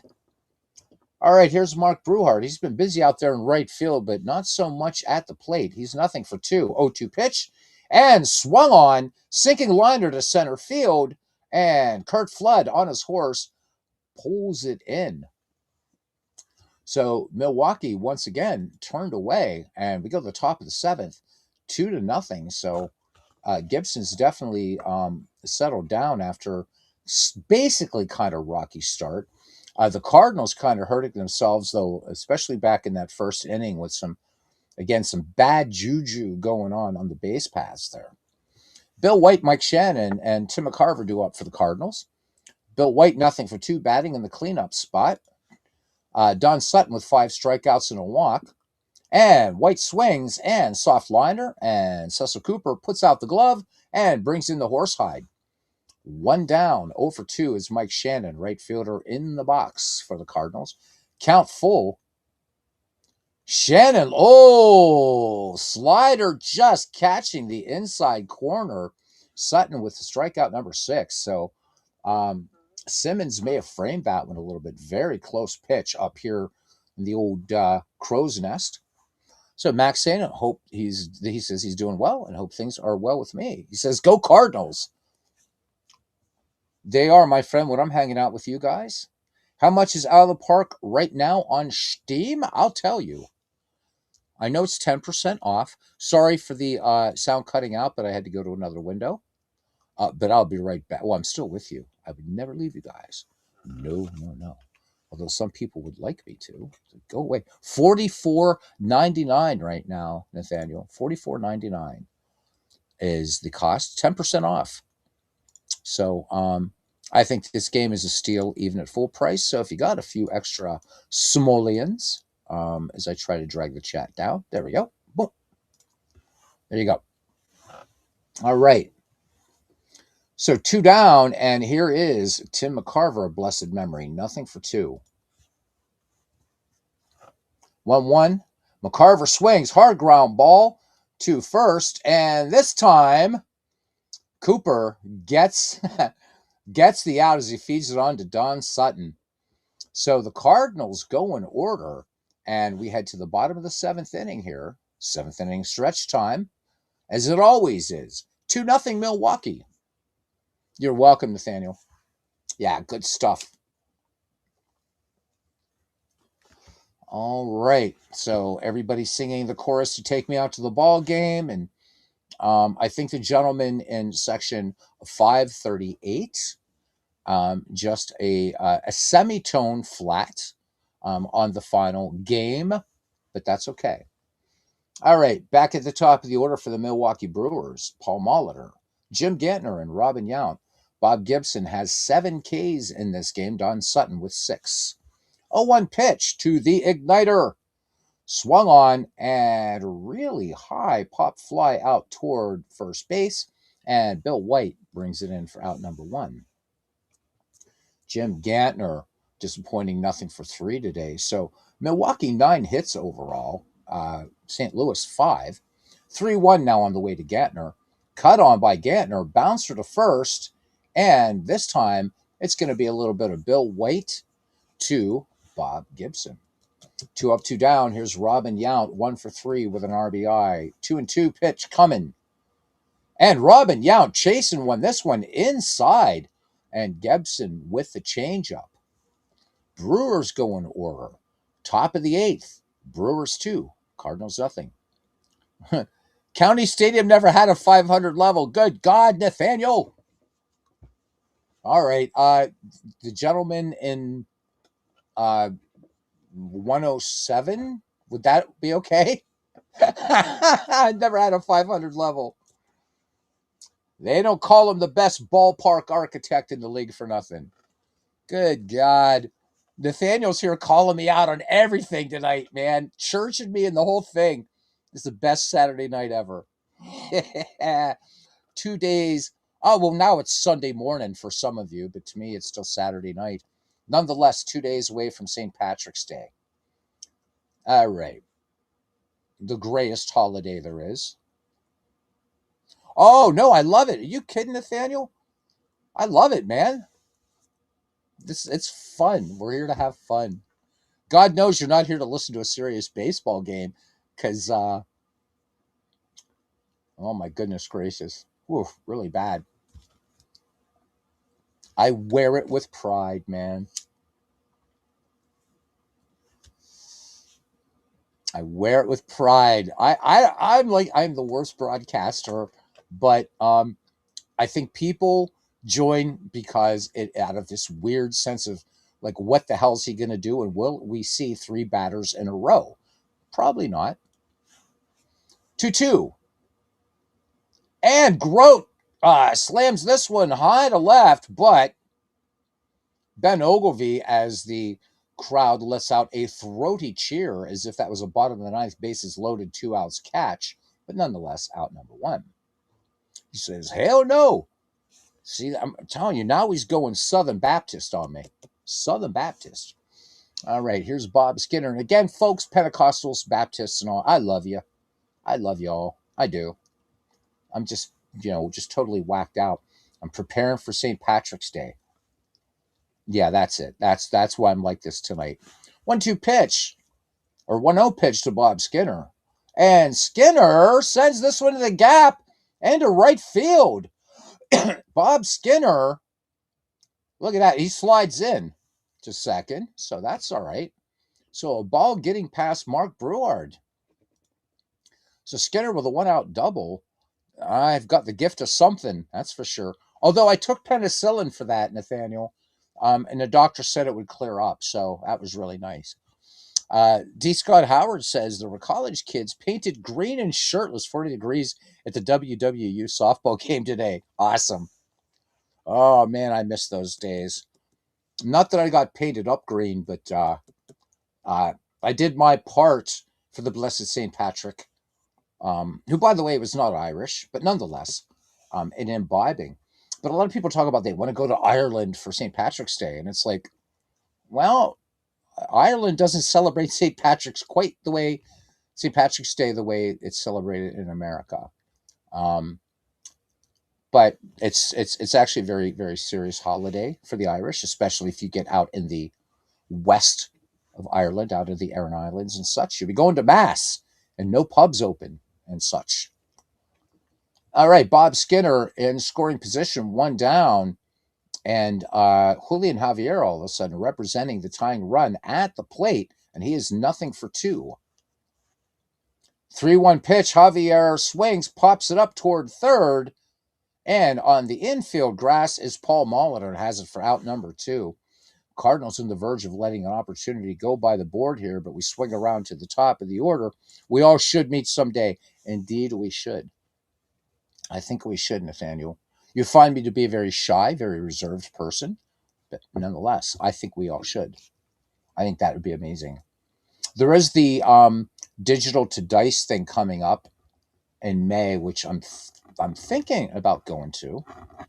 But we've been trying to organize something, and these here United States is so big. I don't know how we're going to do it because we're thinking about Kansas City and da da da da da. We got to find some way to do it. We have to. It is 12 noon Sunday afternoon in Bangkok. So I've often wondered, Nathaniel's not shy. No, man, you've been calling me out all night, and I love it. Nathaniel's not shy. He's bringing me to the true faith. So there's no Section 538 at Milwaukee County Stadium, nor was there ever. Beatles sits corrected, indeed humbled. We definitely got. It would be amazing. It would really be amazing. We should have our own little convention thingy too. That'd be fun. Once once somebody here gets wealthy, get us all tickets to Dublin, and boy, that'd be great. Lou Brock 2 for 3 now. Can he bring this run home? Brock first pitch swinging, and this one drilled to right. And I didn't even script that. This game is tied in the top of the 8th. Lou Brock takes some yard, buddy, 346 feet. And we are tied in the top of the 8th. And we got us a ball game. And in your childhood, oh, they are not happy here. I'm hearing Nathaniel over there in section row 7, seat D, I think it is. I hear him booing over there. Let's have a look at that one again. Wow, man. And for D Scott, I'm going to use the widget this time. Boom, there we go, which is also Shift F10. And there we go. And yep, I'd say that's a legal home run right there. So touch them all. Lou Brock, preeminent base stealer, hits a tater to tie it up. He says, damn it. All right. And that'll be all for Don Sutton. So Raleigh Fingers will come in now to pitch. We all know about Raleigh Fingers, but in case you didn't, 5-6 in 1982. Let me see. He walked 20 and struck out 71, an ERA of 2.60. All right, Curt Flood batting with 2 down, bases empty. Score tied in the top of the 8th in game 1. 1-0 pitch to Curt Flood. And Curt Flood, tapper to second, and this will end the inning as Gantner has it. But St. Louis picks up 2 on the Lou Brock dinger, and we go to the bottom of the 8th, all tied up. Heart of the order coming up now for the Brewers. Cooper, Money, and Simmons. So Cooper 1 for 3. And Barney Schultz coming in to pitch for the St. Louis Cardinals. 14 saves in the season. Here's the pitch. Tapper back to the mound. Schultz up and fires it on to Bill White for the 1-3 putout. All right. Here's Don Money, 1 for 3. Count full. And the designated hitter swings. And this one, sky to center, down into the glove of Curt Flood as he runs to his left. 2 up, 2 down for Milwaukee here in the bottom of the 8th inning. And the gallery groans. If Raleigh Fingers didn't hurt his shoulder, says Nathaniel, Brewers would have won the 1982 series. It was a good World Series, and a lot of people were pulling for those guys because they just seemed like the guys that were hanging out at the pub, at the tavern, whatever, and just kind of like I think the people sort of loved the Gas House Gang in 1934. You get those baseball teams that people just loved. Didn't matter whether you were a fan of them normally, but a lot of people were pulling for Milwaukee, is my understanding for that year. And they were definitely not a lineup to be trifled with, but both of these teams right now kind of quiet in run production, especially these Brewers. So 2-2 your score. And here's Ted Simmons batting with 2 down. 2 for 3 today for the Milwaukee catcher. Here's the pitch. Cuts on the first pitch, sinking a liner to left. And this gets down for a base hit.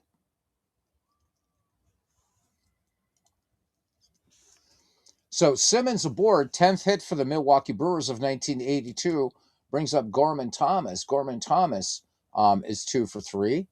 And again, I love this new feature in the game that we can look at his just look at his ratings, nice and graphically there, as opposed to just looking at stats. But boy, what power he had. Can Gorman Thomas now put them ahead? So that worked for Lou Brock. Let's see if it worked for Gorman Thomas. 0-2 pitch. Thomas swings. Slow roller to short. And nope, they're going to get the lead runner. Grote goes, takes the first exit out. The Brewers strand one, and we go to the top of the ninth. We are knotted at 2. Still watch games 4 and 5 during the winters, waiting for baseball to start. We're almost there, brother. Less than 2 weeks away. Ken Boyer, Bill White, Mike Shannon. Here we go. Raleigh Fingers. Work to third, stays on in relief. Count even. 2 balls, 2 strikes. 2. Ken Boyer swung on, and this one out to deep center field. And Gorman Thomas has it. Little over-the-shoulder action there. 1 down. Bill White wearing the collar, if you will. He is 0 for 3. Count full on White. Fingers deals. And he'll go with an 0 for 4. Nice slider there by Raleigh Fingers, picking up his first strikeout. Mike Shannon also sharing the collar, if you will. 0 for 3. Getting into weird territory here. 1-1 pitch to Mike Shannon. Swung on. And this one popped up the chimney.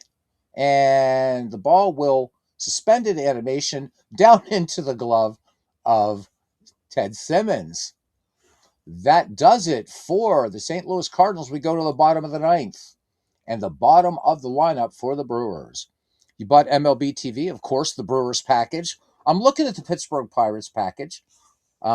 Feeling good about the Bucks this year. Although, unlike a lot of Pirate fans, I don't think we're going to be in the postseason. But you guys are going to be facing a very different and much improved Pirate team this year. My understanding is that Connor Griffin's going to start in AAA this year, which I think is a smart move.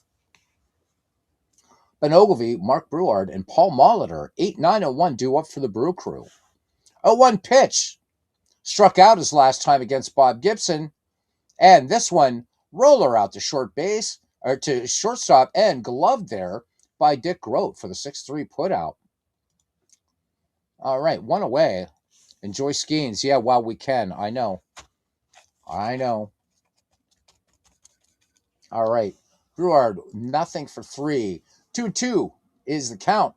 Strike 3. Nice fastball there by Barney Schultz. Don't know too much about Barney Schultz. Let's look at Barney Schultz here for a minute. So, had 14 saves for the St. Louis Cardinals in 1964. Struck out 29, walked 11, had a 1.64 earned run average, went 1 for 3 that year.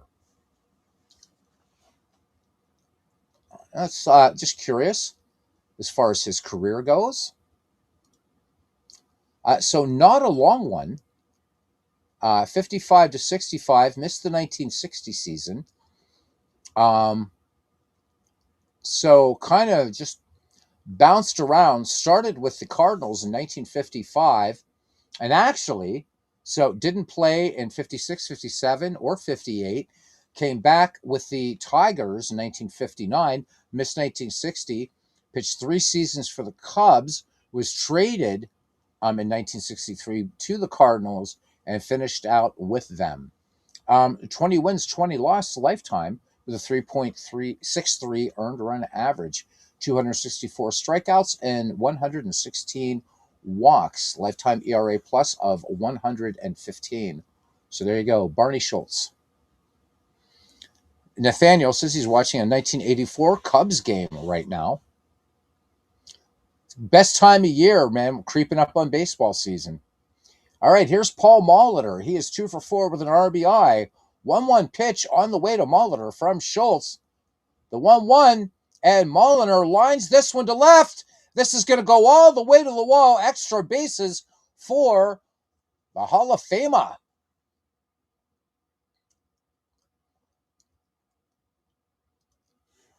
Two-out double, and the winning run perched at second base. And here comes Jim Gantner. Nathaniel, so do I, my friend.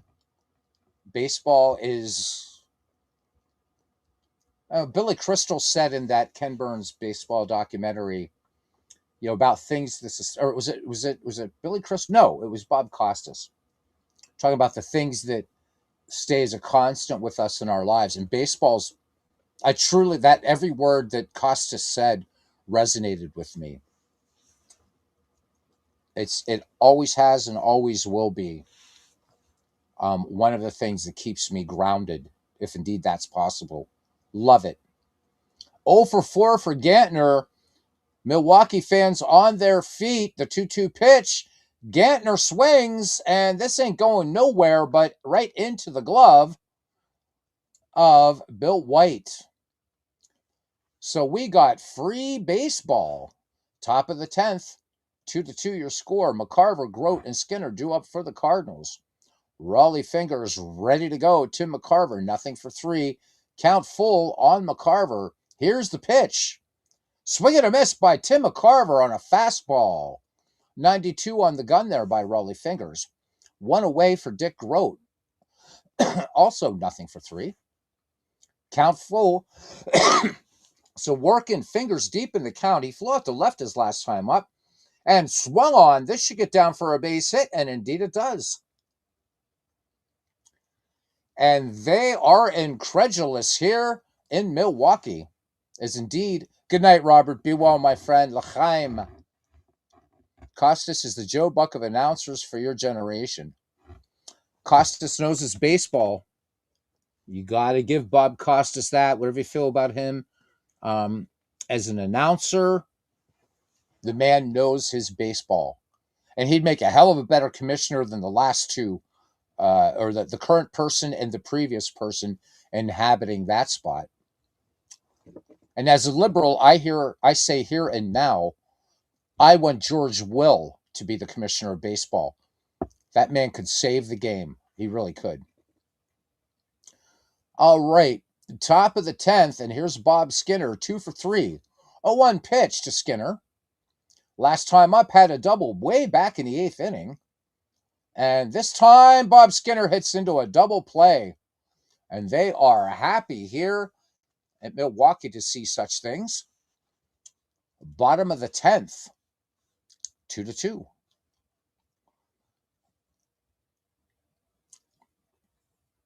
All right, Barney Schultz staying on in there.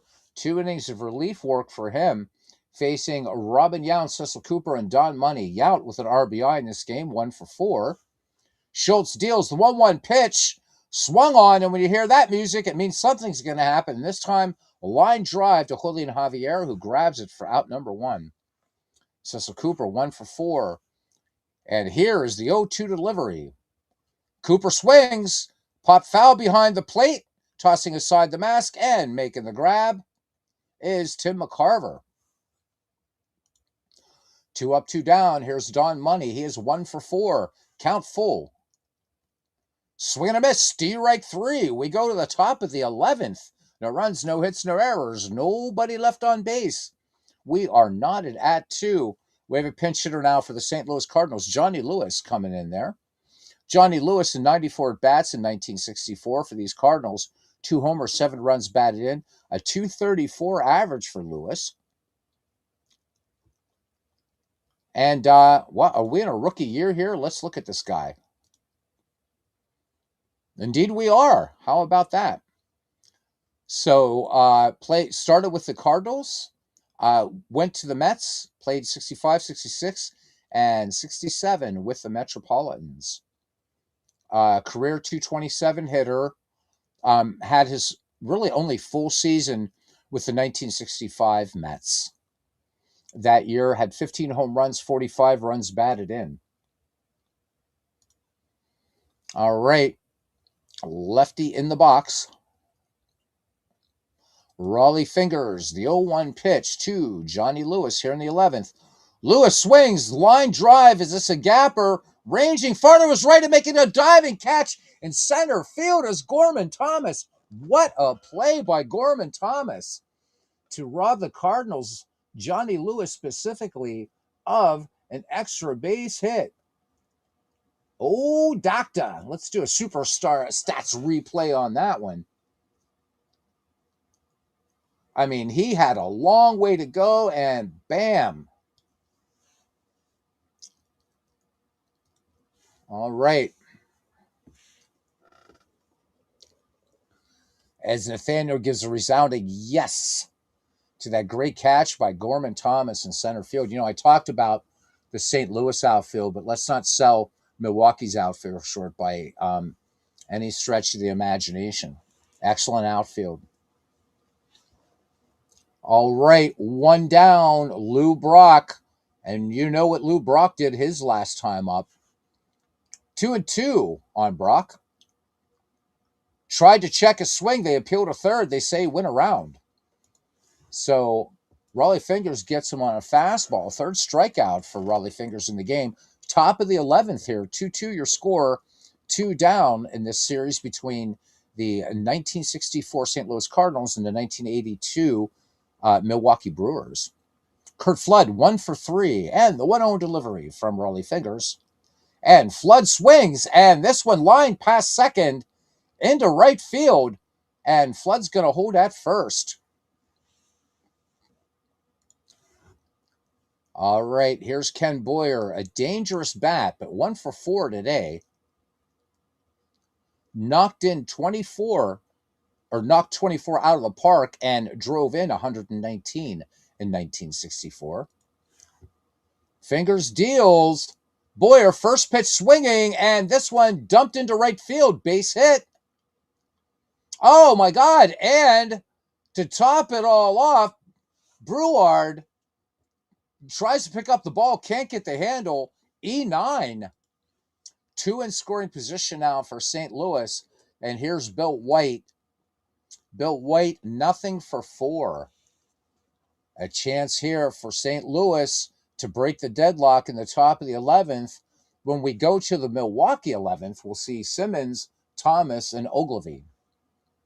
Fingers working out of the stretch to Bill White. Here's the pitch. And they're going to intentionally walk Bill White.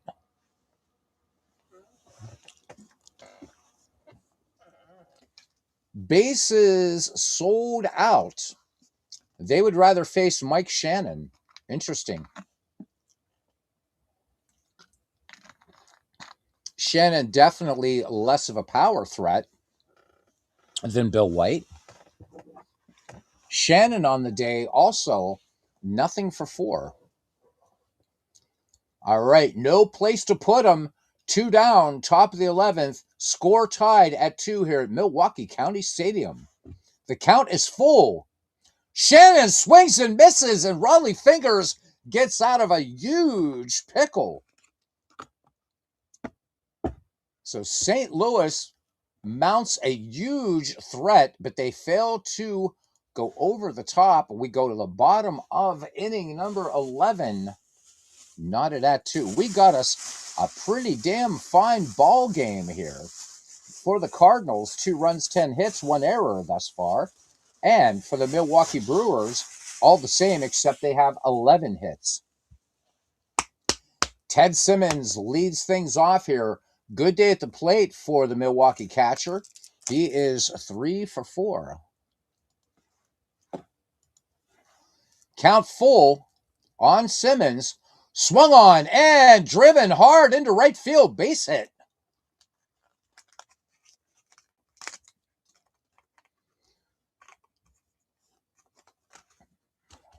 And here we go. The winning run is on first base, and here is Gorman Thomas. 2 for 4 and a great play in center field today. Here's the pitch. Thomas bunting gets it down, and it's a good one. And Thomas gets aboard third. E5. Ken Boyer with a bad throw, rushing it, and Gorman Thomas finds himself on first base. So what turns out to be a sacrifice ends up to be a gift. Second error for the St. Louis Cardinals. 2 on, nobody out. Barney Schultz now sweating a little bit in this 58-degree weather here that we have in Milwaukee. Ogilvy, nothing for 4. Milwaukee fans saying that he is due. Ted Simmons is a forgotten star these days. Indeed he is, man. Not by us, though.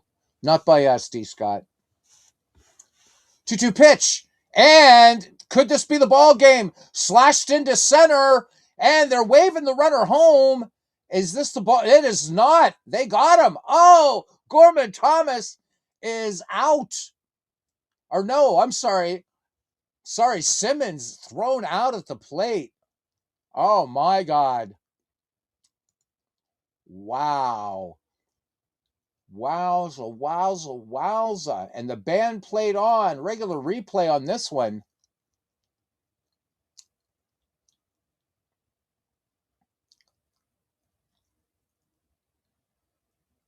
Yup. Not even close.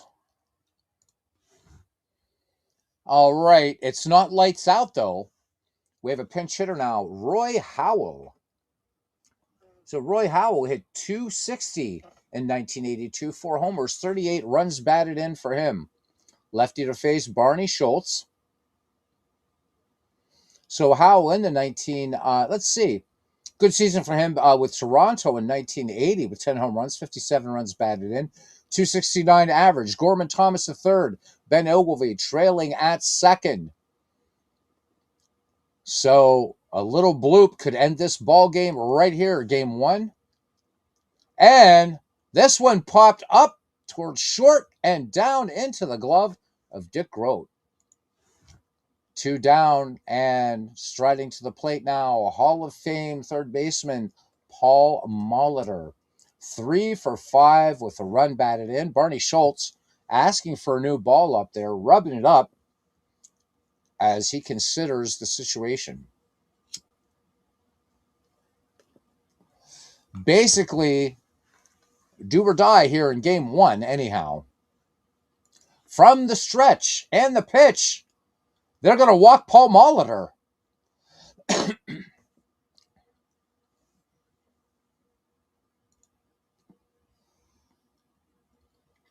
A wise choice.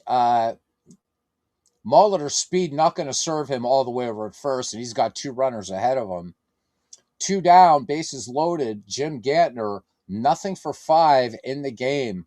Barney Schultz ready to work out of the stretch, and the pitch to Jim Gantner swung on, grounded to short, and they take the first exit, and the Brewers leave them loaded.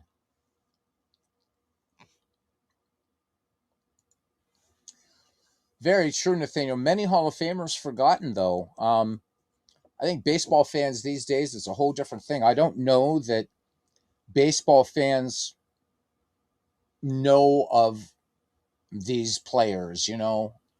I think D. Scott Howard makes a great point, you know, that we know about Ted Simmons, but, you know, Ted Simmons could be on the road to, you know, along with other forgotten Hall of Famers like Elmer Flick, for instance, and many more.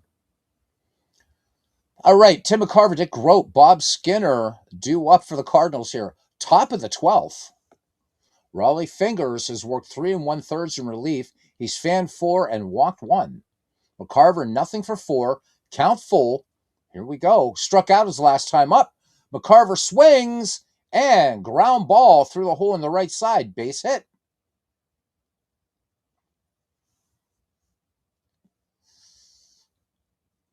Hall of Fame is Hall of Fame of the good. It's kind of turning out that way.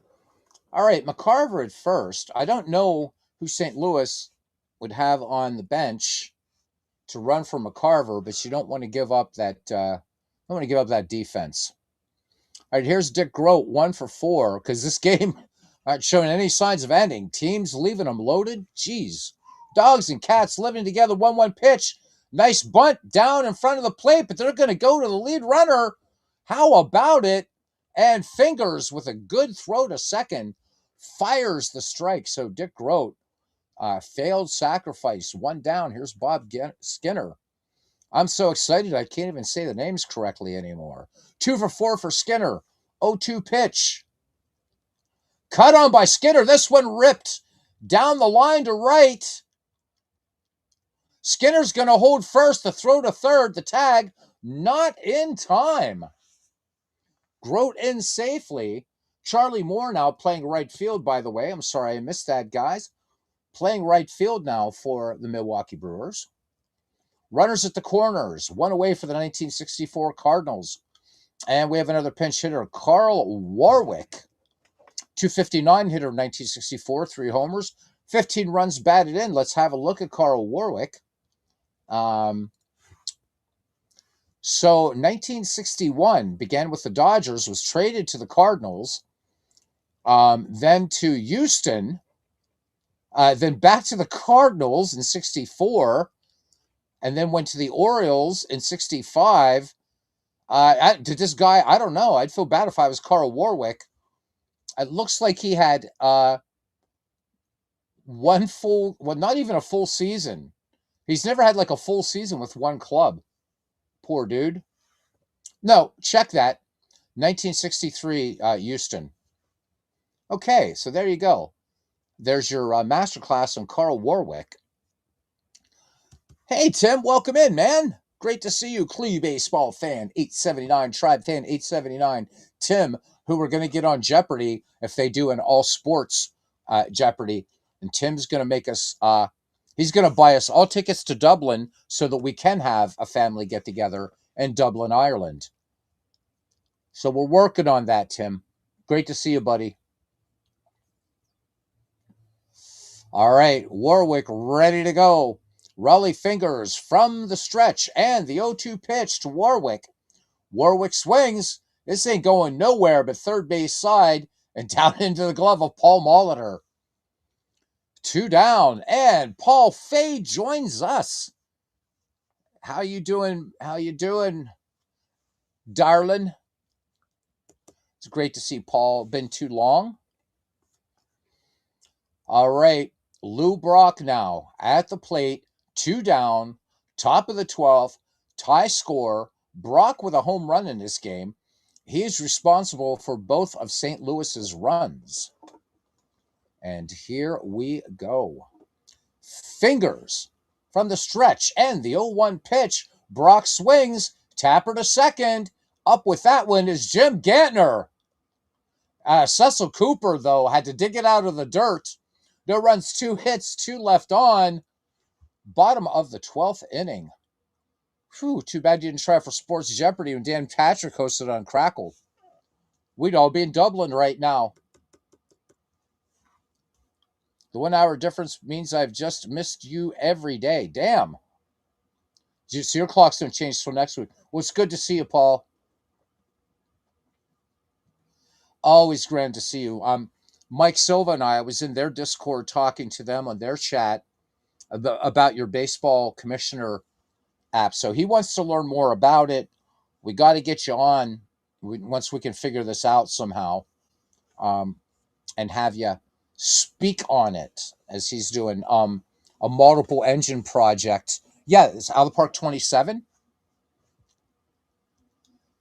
Oh my goodness. Whew. All right, so Ray Washburn comes on in relief. Been a while since we've done an extra inning game here. Let's look at Washburn. So in 1964, he went 3 for 4 with 2 saves, 28 strikeouts, 17 walks. All right. Had a good, a longer year, a good year with the Cardinals in 1962. He went 12-9 that year. Worked 175 2/3, struck out 109 batters, walked 58, an ERA of 4.10. All right, I will definitely give you a day's notice. Love to get you on here and talk about the HQ app. If we could do it, yeah, they've really. It's and the uniforms. I let's go in here just for a second.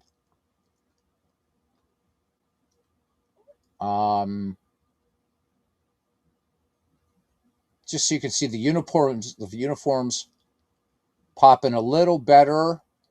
I could probably even get a little, but look at the detail now on the uniforms. It just looks great. So if you look at McCarver here, they still got to work on the upper torso of the hitters. is they kind of look a little bit anorexic, but game gets just better all the time, and tons of stats, new stats this year. Let's go back to the park pick.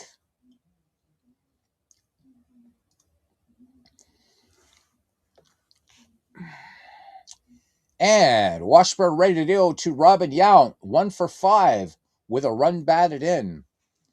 And here we go. Yount lined out his last time up, swung on, 2 hopper to short, and that should be an easy play for Dick Grote, and indeed it is. Yount retired 6-3, 1 down here in the bottom of the 12th inning. Cecil Cooper, 1 for 5. They're on their feet here in Milwaukee. 1-1 pitch. Popped out to catcher last time. Cooper swings, and this one popped high in the infield towards short, and calling for it and making the catch is Dick Grote. 2 up, 2 down. Here's DH Don Money, 1 for 5. Count even, 2 balls, 2 strikes. Struck out his last time up, and this one grounded deep to second, but Gagliano makes the pick, and over to Bill White. 1, 2, 3. Go the Milwaukee Brewers, and we head to the top of inning number 13. Game 1 of 7 between these two teams. D. Scott Harris is Ray Washburn, and he went to the same community college years apart. That's cool. All right, Dwight Bernard will come on in relief now for the Milwaukee Brewers of 1982. Bernard's record for Harvey's Wallbangers, 3 wins, 1 losses, 79 innings worked, 27 walks, 45 strikeouts, had an ERA of 3.76. So neither team asking nor giving quarter. 2-2 pitch now on the way to Curt Flood. Flood swings, and this one, room service bounce to third. Paul Molitor has it and fires a strike to Cecil Cooper. I'm not paying attention, although I looked up there, so it was a bad throw. Looked like a fine throw to me. Here's Ken Boyer. He is 2 for 5. Singled his last time up, and he's going to rip one into the alley in right, but that's not going to get him extra bases. Ken Boyer, though, a bat not to be trifled with. The best hitter of the 3 Boyer brothers, Ken, Cleet, and Cloyd.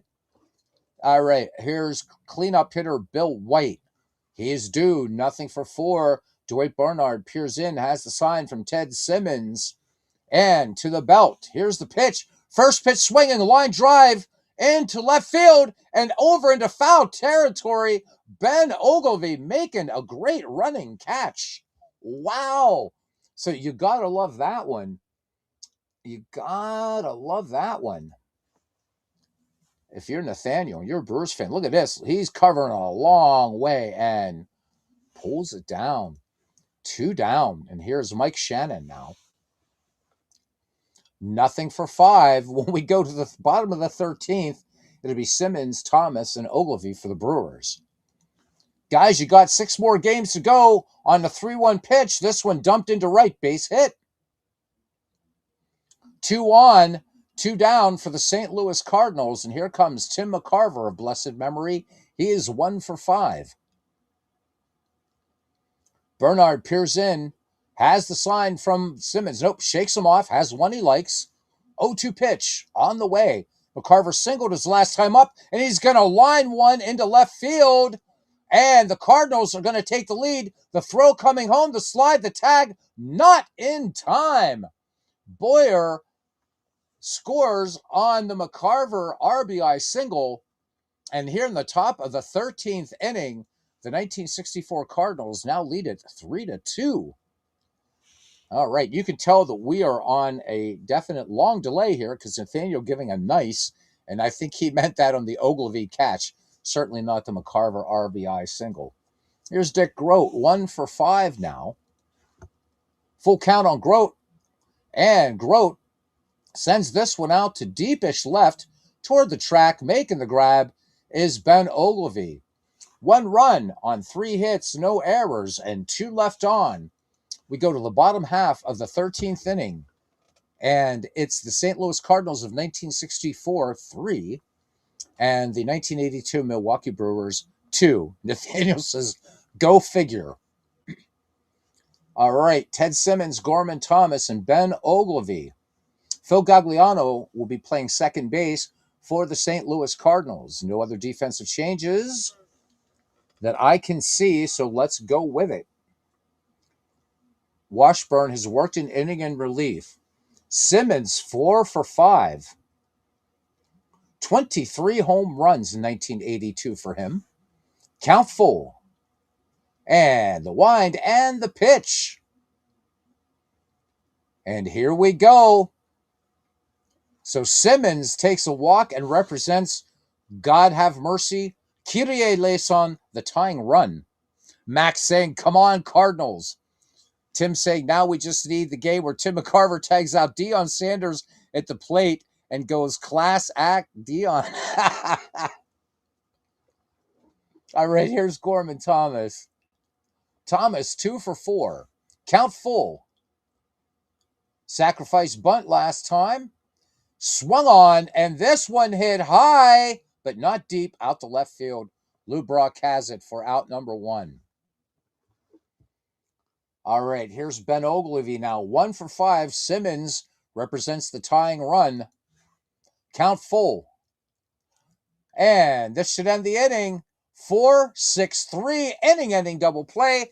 And the St. Louis Cardinals take game 1 in 13 innings. If this is any indicator of what this series is going to be like, buckle up, boys. Buckle up. All right, 1 game in, and the series is already looking exhausting. Boy, no kidding. The Cardinals and the Brewers needed 13 innings to settle game 1, with the Cardinals finally taking the 3-2 victory at County Stadium. Excelling in the win was Bob Gibson, he'll be your player of the game, who threw 7 innings, allowing 2 runs. Cardinals and Brewers are playing a best-of-7 series. Tim McCarver, 2-time All-Star, had a direct impact on the outcome. McCarver contributed a run-scoring single in the top of the 13th inning to put St. Louis up 3-2. Holy man. All right, so for the 1964 Cardinals, 3 runs, 15 hits, 2 errors. For the 1982 Brewers, 2 runs, 13 hits, and 1 error. Your player of the game is Bob Gibson. So Robin Yount had the game's only stolen base, and Lou Brock was caught stealing, but Lou Brock had a 2-run dinger, the only home run in the game, hit by the premier base stealer of the time. Go figure. Washburn gets the win for the Cardinals, and Dwight Bernard is tagged with the loss. Don Sutton, who started the game, went 7 2/3 in a respectable outing for him, too. 2 earned runs, walked 1, and struck out 6. So almost as good a performance as Bob Gibson. But baseball games, unfortunately, are not based just upon performance, because you can perform well and lose a game. All right, so there we go. We finished today. And so that I don't accidentally hit the play button or anything, we will return to the Out of the Park main screen. Paul doing Paul things and saying he was hoping both teams lost. Missed the streams live. You're going into a depression. Okay. I thought I already sent that $20 to you in PayPal there, Paul. Maybe I didn't. I got to get that to him. It's so good to see you, my friend. Really, it is. What can I say? Having a lot of fun myself, though I don't claim any expertise with your baseball commissioner app. But man, I'm loving it big time. And thank you for all your help. There's still a lot I don't. Et toi, he says. Merci, mon ami. Still a lot I don't know that I'm doing with it, but I absolutely love it. And we gotta definitely do some more spotlights on it. And because it's great, because people are I think under the mistaken notion that you can only use it with Pocket Pennant Run, and that is just absolutely not the truth. So you've been catching the broadcasts on delay. Cool. So then you saw the 3 hour marathon last night on this game, which was titled Overview, and we ended up going over 3 hours. It's just there's so much in out of the park baseball that I don't know how you do an introduction to this game, um, this franchise in an hour. I know that the conventional wisdom of YouTube, you're only supposed to do an hour, but I never heeded that, and that's probably why I still don't have 1,000 subscribers either, or family members, and I don't care. Best way to describe HQ is like an old slide projector. Put in your project, you can view, take it out, blank screen. Yeah, I agree with that. It's Mike was asking. He said, does it do in-depth reports? I'm like, oh yes, it does. Yes, it does. It really does loads, and just like to see more people. I mean, it's free, and it's got a very enthusiastic, lots of people using it. It's really, really, really good. So there we go. Game one. So I want to thank Philip Reynolds and Nathaniel. So we did this game for Nathaniel because Nathaniel was churching me and all that kind of stuff, and invoking the second person of the Holy Trinity as well, which then quickly turned into, of course, John Turturro's great character in The Big Lebowski, and it's been a night, that's for sure. People keep writing to him asking why no seasons in it, but we definitely need to do a broadcast.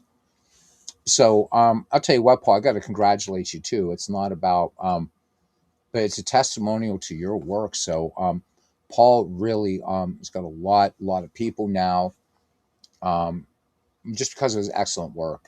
Check out his YouTube channel. It's excellent. It's excellent. We've got to try to get Paul to start doing some live stuff here and there when he can. Philip Reynolds, old school motivating digital stuff. Great. This is good stuff, guys. So I think that's it. I did not expect that one to go as long as it did. We're at 2 hours and 12 minutes, and I think everybody's had enough of Beatles Eternally for one night. And so, I thank you. Next time we're on, we're going to be returning to 1971 in Action PC Baseball as we continue that project. Okay, so you're going to be doing live once you and Mrs. Paul. And by the way, yeah, to Mrs. Paul, she is awesome. What a wonderful woman she is. A saint she must be. So you're going to have a new studio. Nice. So if you guys, look, if you and your lovely wife need any help moving, please do let me know. I should be glad to oblige. That would be wonderful. And, you got Orthodox churches over there, so I'll be fine. I mean, it's Cyprus, for goodness sake, right? So that's it, guys. I do want to get with Paul. He's laughing. I'm serious, man. I'll come over and hang out in Cyprus. Maybe I'll see if FedEx is hiring in Cyprus or something. I don't know. I miss Europe. I miss it. Miss it. But my folks aren't going to come over to Europe to visit me. So my mom won't take a cruise ship and my pop won't fly. So there you go. There you go. I'm going to hang out in America. But it's all good. It's all good. So yeah, if you guys can think of any projects, I now, since Out of the Park 27 is out, work on getting the rosters in, and if there's anybody left in the McGreevy League, we will get going on it. So Bernie and I coming up with a Diamonds and Dice thing. Our next one, we're gonna decide the topic after we go on the air. It's gonna be on our family home. FedEx here need people to know what they were doing. Well, I kind of do. The nice thing about FedEx being a global company is I could actually apply for a job over there. So, wow, they put your last APA card set is worth $450,000. Holy frijoles, huh? Oh my God, that's amazing. I guess I should have got into cards and dice instead of digital gaming. Good grief. That's wow. Because like, if you have like an original copy on disc of Micro League Baseball, you'd probably get like, you know, maybe $80 for it. Always looking for new project ideas. Refused to release it for 4 months here. Wow. Man, oh man. So I was looking for new project ideas, and we are due for a baseball chin wag. We haven't heard Tim for a while. Haven't had God. I don't remember the last time we had Aaron Reed on here. Certainly do miss Aaron. If you guys have an idea, I've been kind of getting into the season replay stuff too. If there's a season you'd like to maybe we could go through, as we've been having fun with 1971. Pick a season, any season, and well, maybe not any season, but yeah, any season. I don't care. Pick a season in the 20th century, because since Ken Castro hasn't really been around too much, I'm just really kind of 19th century baseball. I know enough to be dangerous. I need to concentrate my butterfly brain on one project. Says you with 20 plus on the go. No kidding. 1975. Okay. Well, how can we shake things up in 1975? Because that one is so popular. A lot of people have done that one, but we could still have fun with it. It's an exciting season, certainly. And I think we should do it in. I don't know. I got to pick a baseball game to do it in. Maybe to give you guys a break, I should do 1975 and APA baseball for Windows, or old time baseball. That would be kind of fun. Do it in old time baseball and let Mel Allen call the games. That could be fun. We'll see. I do have one season replay going on here, but that was just when I was beta testing on this game, and that's the 2015 Pirates. By the way, I got to rename this here too. We're gonna have to give this a cool name here for Nathaniel. So we got to rename this one right now. And it's not going to let me put that whole title in here, Nathaniel. So we're going to call it, because I don't really want to blaspheme, we're going to call it Sweet Baby J, Sweet Baby J Nate series. There we go. The Sweet Baby J Nate series is what we're going to call this thing. So there we go. So a joint project. Okay. So that would mean doing so. Okay. So this game, right, so Pocket Pennant Run. Would we do it in Pocket Pennant Run, Paul? Would that work?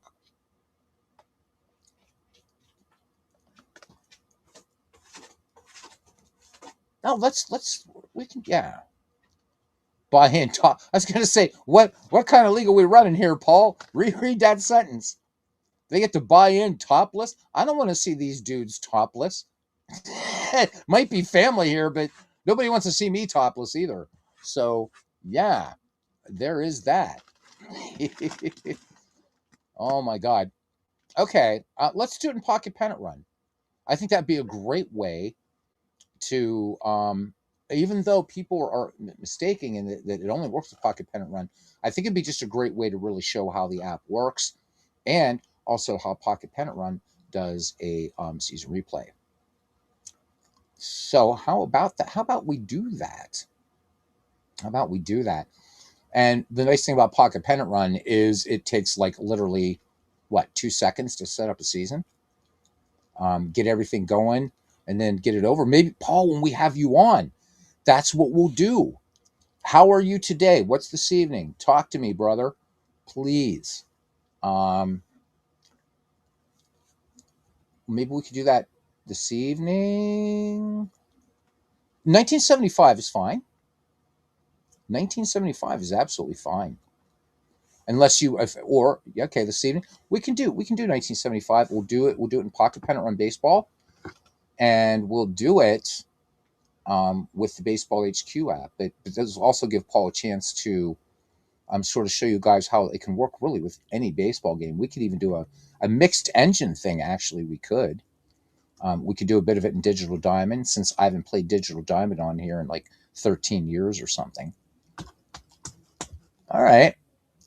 We're doing a pocket pennant run. You can let Craig know. So new version of HQ out today. Cool. That's good. All right. So this evening, let's see. You are 6 hours ahead right now, right? You're usually 7, but you're 6 ahead right now. So, wow, man. All right. It's 8 in the morning for you almost. Early risers, you. Morning people. What are you going to do with them? You got to love them. If they're your brother, you got to love them. All right. I'll reach out to you later on in Messenger, Paul, and let's see what time works best for you.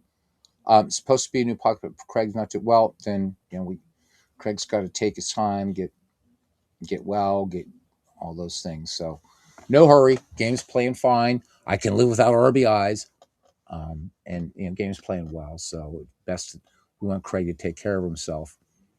All right. Pets make you an early riser. Yeah, I get it. My cats are actually the only cats I've ever had that will actually allow me to sleep in the morning. I don't know about these two. It's at night that they're always after me. Right, Albert? Right, buddy? Yeah. All right, guys. That is it for me. We're going to shut it down. I'm going to go watch a movie. It's only 1:52 a.m. here, so still kind of early for me.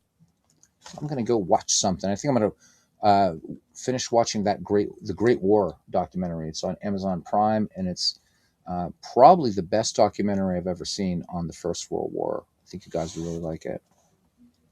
All right, until tomorrow or today, if you want to really, really be picking nits, as they say. See you. Get some sleep. I'll get there eventually. We'll see you guys around the batting cage. Good night.